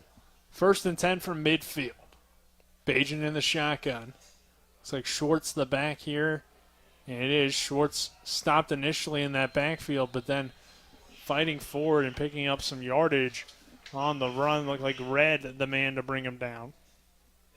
And A.J. Simon was the defensive lineman that broke through and made Schwartz have to take another avenue where the play was designed. That wasn't going to happen. A.J. Simon was there waiting for him, so Schwartz having to cut it back. And, again, speed, not his game, although he is athletic when he's able to hit it right down the middle. If you have to make him reset his feet and change direction, that's probably going to be your best chance to try to slow him down. And A.J. Simon was able to do that on the play, and Red able to come up and clean everything up. Move the ball down to the 48-yard line. Second down for the Rams, second and about 8. Bagent, again, giving to Schwartz. This time he's got a nice hole to that right side. Schwartz gets met right at the 40 for the first down. So the clock will roll down now, under 3:30 coming up here. In this one, Shepherd with the big 55 to 18 lead, excuse me. Like Quentin Gaskell coming up on that tackle. Gaskell giving up a lot of weight. He's 5'10", 165 pounds, so he did what a smart man does going up against a big running back. He'd go low and chop those legs out. One of the leading tacklers, though, on this team heading into this game despite his size. So Gaskell, a guy that can fly to that football from his safety position. They'll run Ty Hebron. Hebron has another nice run for the Rams as they look to just keep rolling that clock. We go under 3 minutes to go in this one. Not only is it important for the Rams to, run the ball just to keep the clock going, and you can get out of here with as quickly as you can, but it's important for this Rams offense just moving forward. They're going to be in positions and going against games where they're going to have to rely on that running game to make some plays, and you being able to get that type of experience and more importantly, confidence late in games running the ball, it's only going to pay dividends down the road. So that's something that it's worthwhile to try to develop in these late game situations, to go ahead and really try to focus on that run game and get some good looks. You're not going to be able to get a look this good in practice, so why not get it during a game and keep that clock rolling? It's going to help you, get out of the game quickly, and it's going to help you out down the road when you're really going to have to rely on it during the course of a game. take a quick 30-second break. The Rams forced to burn a timeout. This is Shepherd University Rams football on TV 10. Ever try to collect on an insurance claim? Perhaps a homeowner's claim, auto accident, or fire. Insurance companies collect money from you for protection should something bad happen. And when it does, they don't want to pay, or they offer too little. At Mansion Ferretti, we have an attorney who worked defending insurance companies and knows all the dirty tricks they play to deny or lowball your claim. Call us today for help in getting what you really deserve. Mansion Ferretti, when you need justice. Welcome back to Redmond Stadium. Shepherd with a commanding lead over Bloomsburg. The Rams looking to run out this clock here. First lead, Travis Smith. Just 2:12 to go here in this fourth quarter. Shout out to our crew, Matt Miller, Donald Kinney, and Colin McLaughlin. Spencer Dupuis back in Martinsburg. Those guys working hard this week. Having a game last night in Huntington, West Virginia, between Spring Valley High School and Martinsburg, and then meeting Travis and I here, making the drive late last night.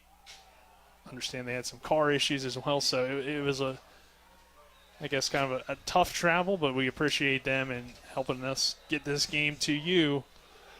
As two flags coming flying in. So everybody threw a flag on that play. It's going to mess up the awesome block that time by Ty Lucas. Pulling around, he just crushes the defender. But there were some extracurriculars going on after the play. For a second, I thought I saw 4 flags, but then I realized it is 3 and just a Rams helmet was the other yellow goldish color I saw. So this time we got a personal foul, but not on both teams. Yeah, this one sticks. So we get an actual one. Not that it will matter too much in the result, but it will give Shepherd a first down. As that clock now approaching 2 minutes to go in this one. The Rams up 55-18. Ball moving down to the 9-yard line for the Rams. First down and goal.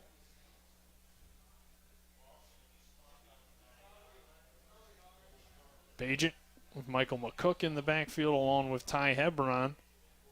He'll give to Hebron. Hebron, nice hole. Hebron inside the 5. Met at the 1. Fighting into the end zone. Touchdown, Shepherd. I think that was Holly. Yep, Avon Holly checking into the game. Running hard is Avon Holly, and the Rams extending that lead. Made a couple of appearances. I know he had a big game in at the end of the Gannon game. He had 10 carries in that one. So they will bring him in towards the end of the game. And, again, just this Rams offense is just able to throw athlete after athlete after athlete after you. And Avon Holly, again, has a different running style. Like, works in between the tackles, but he's not quite the banger that Schwartz is. He's more smooth in between the tackles. So an unusual running style for a running back that's 6'2", 202 pounds, but that time just showing his physicality, able to push the ball over the goal line. High snap, extra point is good. We'll take a 1-minute timeout. Shepherd with the 62-18 lead, 1:32 to go in this one. A reputation for caring, a legacy of service. At Brown Funeral Homes and Cremations, it's been our story since 1880. A family-owned business, we support the needs and wishes of families. We offer traditional services, as well as many options for cremation, customized remembrances, and pre-planning. Brown Funeral Homes and Cremations retains its family atmosphere and stays true to its roots. Contact us for advanced planning, or at your time of loss. We're here when you need us. Looking to buy a home in the Eastern Panhandle? Having trouble getting your house sold? Then call Chris Ross and the Milestone Real Estate Group at Keller Williams. A Martinsburg High School graduate, Chris knows the local market, and he's proven it as the #1 real estate team in West Virginia in 2019. Milestone Real Estate Group at Keller Williams. Phone 304-579-7349 or go to callchrisross.com. Let's celebrate your real estate milestone together. How much time we got? Welcome back to Bloomsburg University. Travis Wright on cue. You might have heard him. You might not have, but he asked how much time we got, and we're coming back. So, Nick Versley, Travis Smith, happy to have you with us. Donald Kinney, our producer, Matt Miller on camera, Colin McLaughlin down on the sideline, Spencer Dupuis back in Martinsburg, keeping us on the air as an up man returning this squib kick. Looked like that was number 90, Travis. That is Kai Seholtz, a linebacker, getting involved. Kind of looked natural for him. He's I'm going to make a play. Get that Josh Gonteric. He's like, Josh Gonteric, watch this. I'm going to make a play. Usually you tell those big guys in the upper lines, like, if you get the ball, just fall on it. That one, he's like, man, forget that. I'm going to make a play. When you're down 62-18, what's it really matter, right? I mean, you don't get many opportunities as a linebacker, kind of a defensive end.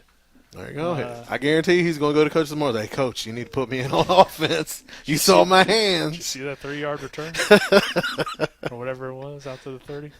They'll run the ball here up the middle. And again, Bloomsburg had this game where it was a battle in the first half, just down by 5, but Shepherd comes out, punches him in the mouth to begin that second half of a nice 7-minute drive, nearly 8 minutes off the clock to begin the second half. Going up, extending the lead, and then it's been all Shepherd. They also had the defensive touchdown, so a lot has gone against Bloomsburg in this game to make it what it is, a 62-18 ball game. But really, for a half, this was competitive, and this was, a fight as the Huskies run it again, and it'll be third down to pick up on that play. Good tackle by Jack Ferguson there for Shepherd. It'll be third down 6. Zane Zanishevsky on the carry, 5'11", 195 pounds, a freshman out of Holsterville, PA.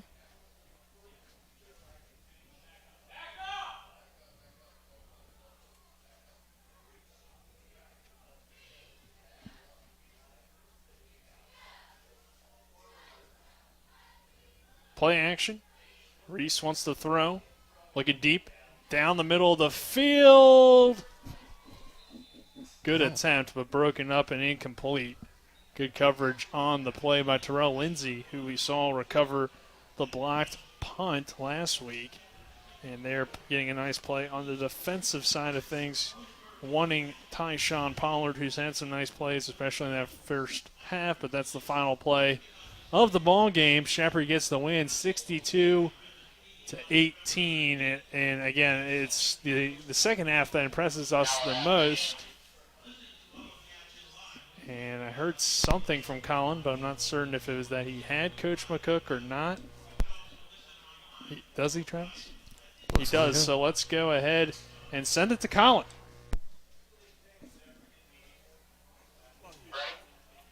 Let's send it to Colin. All right, thank you, guys. Offense, defense, special.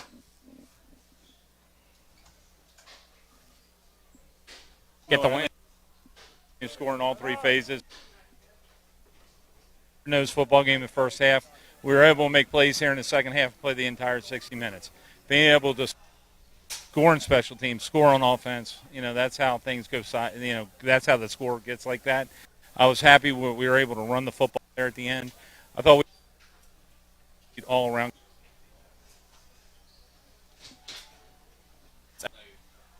Reality 4 years has been built with our team all the way through. I don't think so.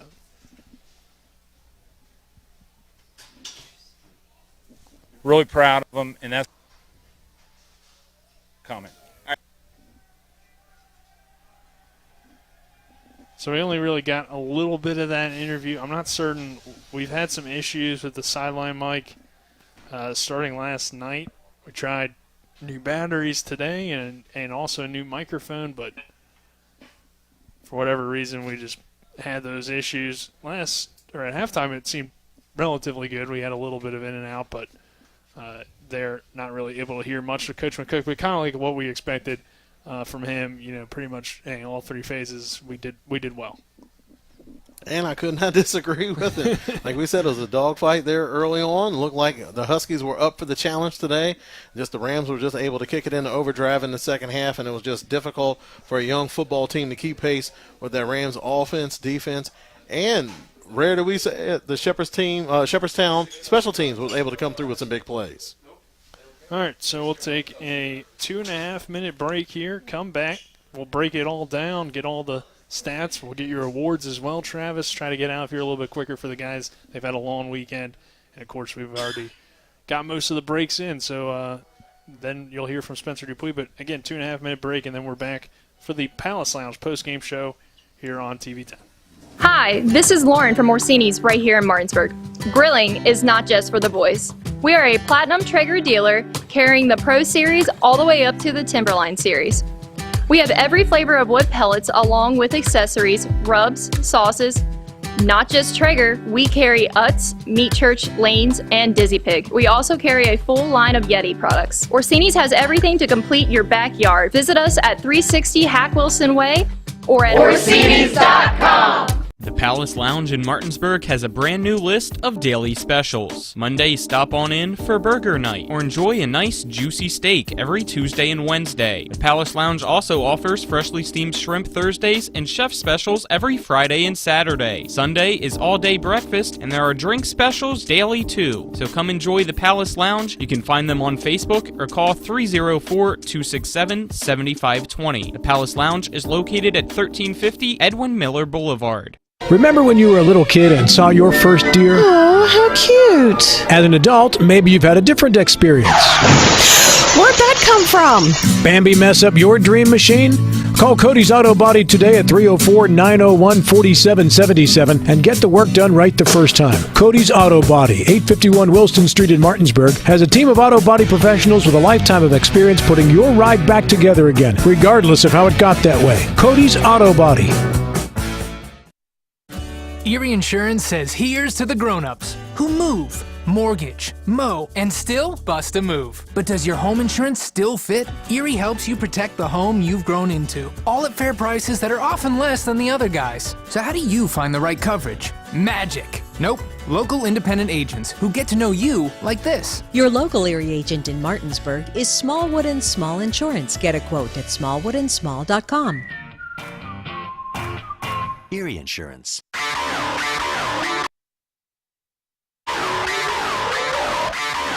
It's the postgame show. As we recap the scoring, bring you stats and analysis, scores from around the PSAC and Super Region 1, the Division 1 Top 25, and the latest on the West Virginia University Mountaineers and Marshall University Thundering Herd. Let's get it started as we go back to the field and rejoin our TV 10 broadcast team.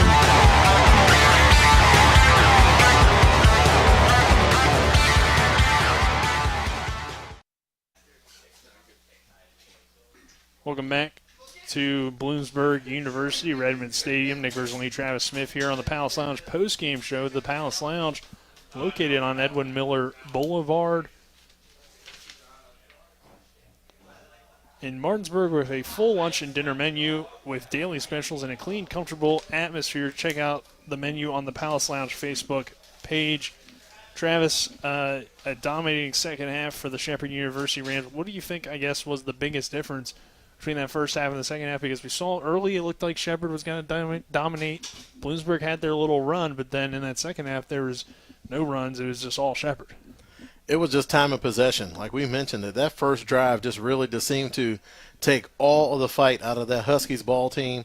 It was just something where they held onto the ball, even though the Rams looked like they were going up-tempo. They went no huddle, lined up at the line, but they were just taking their sweet old time. So that's what you want to do when you have an offense like that. You want to be able to control the tempo. When you want to go fast, you go fast. When you want to be able to slow it down, they were able to do that. It's kind of like it's odd to watch because you have a team that can score quickly, can make big plays, but yet they were also just milking the clock for as long as they possibly could, taking time off the clock, and that really just seemed to take all the steam out of that Huskies ball club. And that seemed to be the difference was that first drive. Especially you can go back because it looked like the Huskies had them backed up. It was 3rd and long. They had pressure on the quarterback. Bajan's able to escape the pocket, throw a dart down the field. Leonard's able to pick up a big first down, and that seemed to just kind of like break their spirit right there on that play. And after that, the Rams were just able to keep clicking on all cylinders on offense. And after that, defense really began to pick things up, and then the special teams chipped in. And at that point, it was just too much to keep at bay for that young Huskies football team.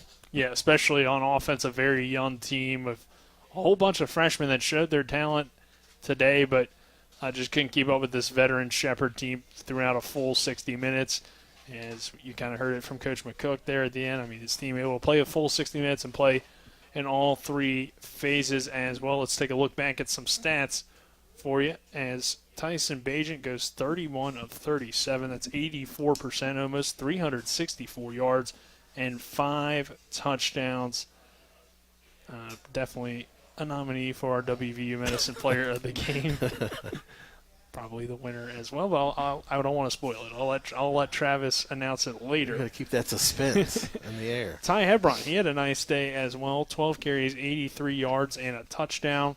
Chance Schwartz, 8 carries, 41 yards. Ronnie Brown, 4 carries, 36 yards. Avon Holly getting that touchdown late, 2 carries, 22 yards. So a good ground game, a good balanced attack for the Rams in this victory, Travis. Absolutely, and you mentioned Bagent, probably one of the cleanest performances that he's had all year long, and he's had a spectacular season coming into today's game. So for him to go ahead and put on a performance like this shows why he gets all of those accolades that he gets during all season, because he earns it, and he really is the conductor for this Rams offense, and it's just a powerful unit out there. And then some of the guys that Bagent was able to connect with throughout the ball game, Ryan Beach really got him going again today, and he is the guy that gets this offense going, as we talked about, really each and every week. 6 catches for Beach today, 113 yards and 2 scores. Jonathan Moss, 4 catches, 45 yards. Wetzel, 5 catches, 41 yards. Greg Leonard, 2 catches, 40 yards and a touchdown. And then Ronnie Brown, 3 catches, 31 yards. Brian Walker, 3 catches, 39 yards. Josh Gontarek, 4 catches, 24 yards and 2 scores. So you talk about spreading around the football. A ton of different receivers having multiple catches in this ball game. And again, it started with Ryan Beach getting his hands on the ball early on. Once he's able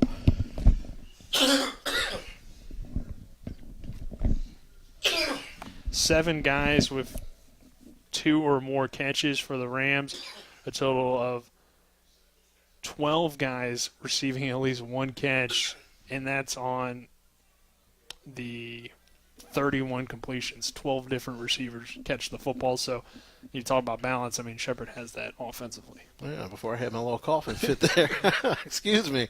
Yeah, once they're able to get Ryan Beach involved in the game, it really opens things up for the rest of those wide receivers. It's kind of odd to say that with all this experience and talent on the outside that you're relying on this redshirt freshman to be the catalyst, but you can't control the chemistry of a football team, and he certainly seems to be the guy that gets the ball rolling as far as the offense. And they did it in a variety of ways. They did a couple quick screens. They did it with a couple jet sweeps. Just getting the ball in his hands seems to really open things up for his teammates. So Ponce de Leon, 7 tackles in the game, a tackle for a loss. Chris Lane, 4 tackles. Kyle Smith, 4 tackles and a sack. Pena, 4 tackles. Fox, 3 tackles. Duckworth, 3 tackles. And, of course, a fumble recovery for Malik Holloway for a touchdown as well. And then, of course, Gontarek, maybe an argument for him for player of the game, but I think you can only really go one way on that one. Total of 3 touchdowns. He also had the the punt return for the touchdown. On the Bloomsburg side of things did not look as pretty. You start with Lepoiden, 12 of 21, not a bad day. No picks, 2 touchdowns, 176 for him. Gooden, 9 carries, 36 yards, and they really weren't able to establish much of a rushing attack. Langley, 1 carry, 15 yards. Monaco, 4 carries, 4 yards. Just not able to get a whole lot going on the ground to support their young quarterback today, which I think definitely causing an issue.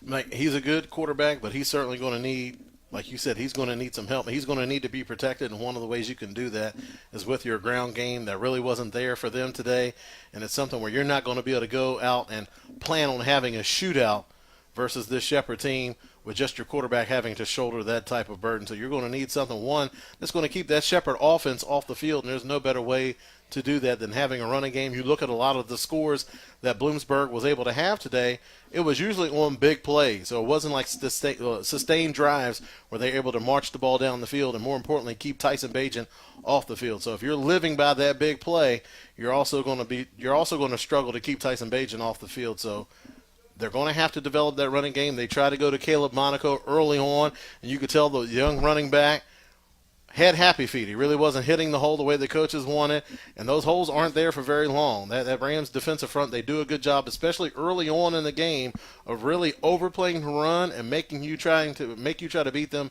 by being one-dimensional, and that's just something that you're not going to be able to do for a sustained period of time, let alone for 4 quarters of football when the Rams offense is hitting on all cylinders. Pollard leading the way in the receiving game for Bloomsburg. 5 catches, 78 yards, and a touchdown. Langley had that one big 60-yard touchdown, but besides that, didn't do much. Bowles, 2 catches, 21 yards. Jones, 2 catches, 11 yards. Lundy, 1 catch, 9 yards. Conn, 2 catches, 5 yards. And Monaco, 1 catch for -3 yards. You look at the defensive side for Bloomsburg. Monaco's brother with 9 tackles. Gaskell with 9 tackles. Ford with 9 tackles, Malozzi with 8 tackles, Reed 7, and McLeod 6, leading the way for Bloomsburg. So overall, it's a 62-18 win for the Shepherd University Rams, and those post-game stats brought to you by Atlantic Security. Don't become a statistic. Protect your family, home, and business with the local alarm professionals at Dynamark Atlantic Security. Call Ben Copenhaver today at 304-671-2158. And Travis, let's get into it. We'll start with your Orsini's electrifying player of the game. My electrifying player of the game? Play of the game. Play of the game. All right, there we go. We can figure it out. My electrifying play of the game is going to be the punt return for a touchdown. Josh Gonteric, he was absolutely determined to make something happen on that play. It really didn't determine the outcome of the game as it was a wide margin of victory, but it was just an electrifying play because that Rams punt unit looked like they were going for the block, really didn't have a return set up, but Gonteric was just determined to make something happen. Those Rams blockers able to get out in front, just provide him a convoy into the end zone, and Gonteric was able to do the rest. All right, that's your electrifying play of the game, brought to you by Orsini's Home Store, not just an appliance store any longer. They're located at 360 Hack Wilson Way in Martinsburg, or hit them up on Orsini's.com. Now, Travis, your Cody's Body Shop collision of the game. Oddly enough, I'm just now looking at it and starting to realize it's also going to be for another special teams play for the Rams.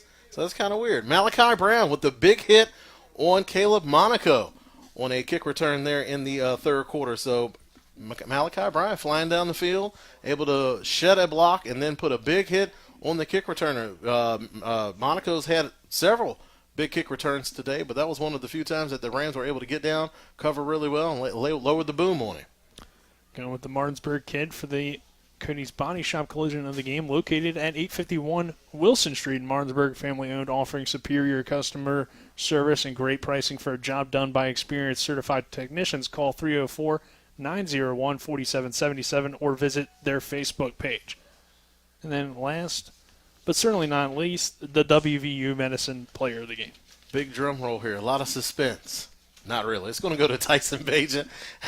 We haven't said his name in a while for player of the game, but he certainly earned it today. 31 of 37, 364 yards, 5 touchdowns. Just one of the cleanest, most efficient performances that he's had all season long. And he showed today that if there were any doubters, there certainly aren't any after today, because he went out there and just put on an absolute excellent performance. And on an offense that's filled with a lot of star power, he shines the brightest, and he was able to take care of business today. All right, go for another Martinsburg grad in Bajent, but obviously a big game for him. 31 of 37, the touchdowns as well, 5 of them today. Definitely lit up Bloomsburg, and so that's your WVU Medicine player of the game. WVU Medicine located in Berkeley and Jefferson Medical Centers, leading healthcare here and everywhere. So we'll wrap things up. The Rams back at home next week, Travis, for another big PSAC game. Looking forward to that one as well. East Stroudsburg, that's going to be a big game. East Stroudsburg, I'm not sure what they're doing so far today, but right now they're sitting at 5-3. They've been able to rack up some quality wins, and I'm looking at it as potentially as a trap game, because after that you have Slippery Rock, and it could be easy for the Rams to possibly overlook East Stroudsburg looking at that Slippery Rock game. But as today's first half showed you, or last week versus Westchester, you really can't afford to look past any PSAC opponent. So that's going to be a dangerous game for the Rams, and I'm sure Coach McCook's message will be very similar going into that game. We need 4 quarters of quality Shepherd Rams football in order to get that win against that East Stroudsburg team. Well, you may not know what's happening with East Stroudsburg, but you know who does? Spencer Dupuis. He's back in the studio. He'll have the Extra Point post-game show here in just a few minutes, but before we get to that, we'd like to thank the crew today, starting with everyone involved, Matt Miller, Donald Kenny, Colin McLaughlin, as well as Spencer back in the studio, and you, Travis. So we'll wrap things up here from Bloomsburg. Shepherd gets the win, 62-18 over the Huskies.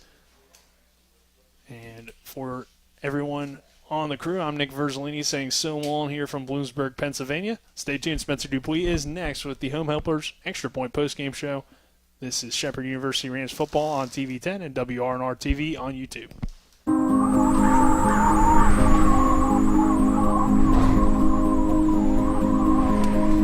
Don't hibernate this winter.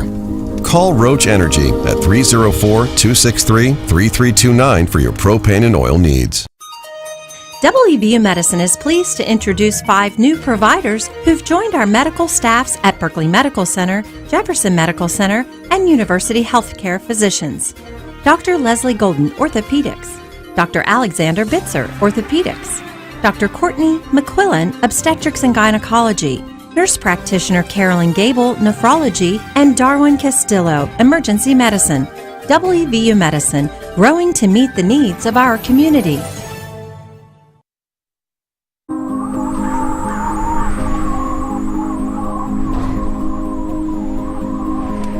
Don't get left out in the cold. Call Roach Energy at 304-263-3329 for your propane and oil needs.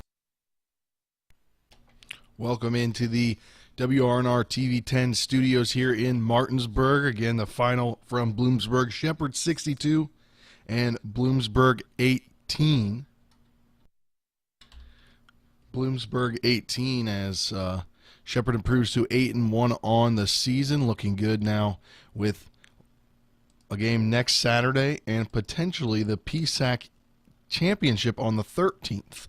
But some other PSAC scores from around the league. Games have gone final. Number 16, Slippery Rock 62, Gannon 21. Final from Shippensburg as Shippensburg narrowly defeats East Stroudsburg 24-23. Right now, Edensboro has a 21-17 lead over IUP. That's in the fourth quarter. Number 21 Kutztown all over Millersville, 32-7 in the fourth quarter. In the second quarter, number 14 Cal U up all over Seton Hill, 28-0. And Lockhaven and Westchester all knotted up at 7 in the second quarter. And then final that I told you earlier, Mercyhurst 38, Clarion 20. Now we'll look at the Mountaineers right now. The Mountaineers are tied with number 22 Iowa State 31 at 31. 11:02 left in that game. You can turn over to the radio side at Talk Radio WRNR 106.5 FM AM 740 to hear the conclusion of that game. And Marshall at the half now as the clock has hit 0, leads 24-0 over FIU. Let's look at some other scores from around the top 25. With 1:35 left in the second, number 1 Georgia up 17-0 over unranked Florida. With 3:41 left in the second, number 4 Oklahoma up 28-7 over unranked Texas Tech. 2:13 left in the first half, number 7 Oregon 28-14 lead over Colorado. With 9:22 left in the second quarter, number 13 Wake Forest all over Duke 21-0. And then we mentioned earlier, number 2 Cincinnati got the 31-12 win over Tulane. Michigan State gets the upset. Number 8 Michigan State with the upset over number 6 Michigan, 37-33. That one final. Another upset from earlier, unranked Wisconsin 27-9. Number 9 Iowa 7. Number 16 Baylor 31. Unranked Texas 24.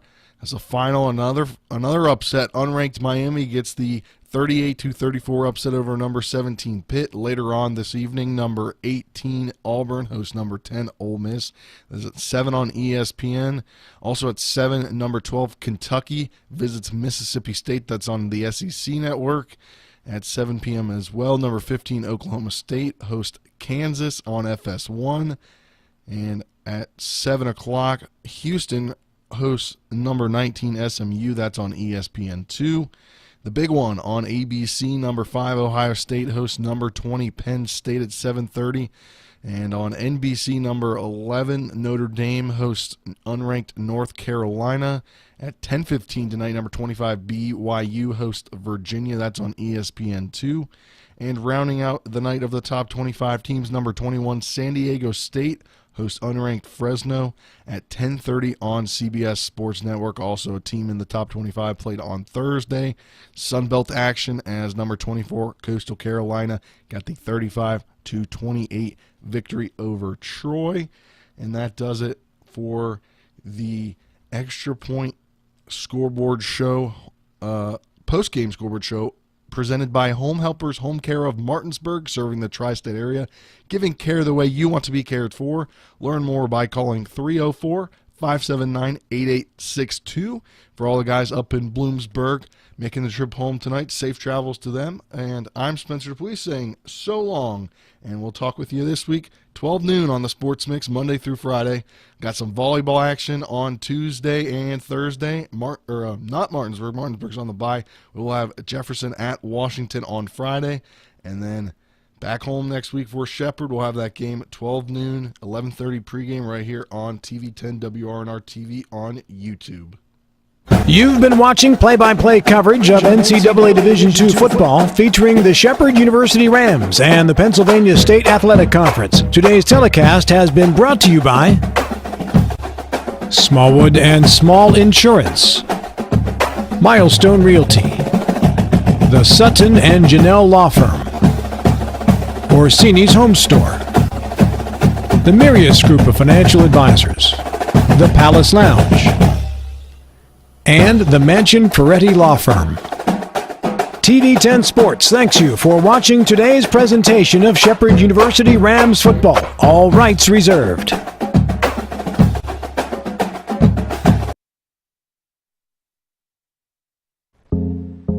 Conveniently located at 440 Williamsport Pike in Martinsburg, Sunset Car Wash's staff specializes in keeping your car clean. From our famous 3-minute cloth wash to our touchless automatic and 6 self-serve bays, we offer whatever preference you have for your car wash needs. If your vehicle could talk, it would say, "Take me to Sunset Car Wash." That's Sunset Car Wash at 440 Williamsport Pike in Martinsburg. Locally owned and operated.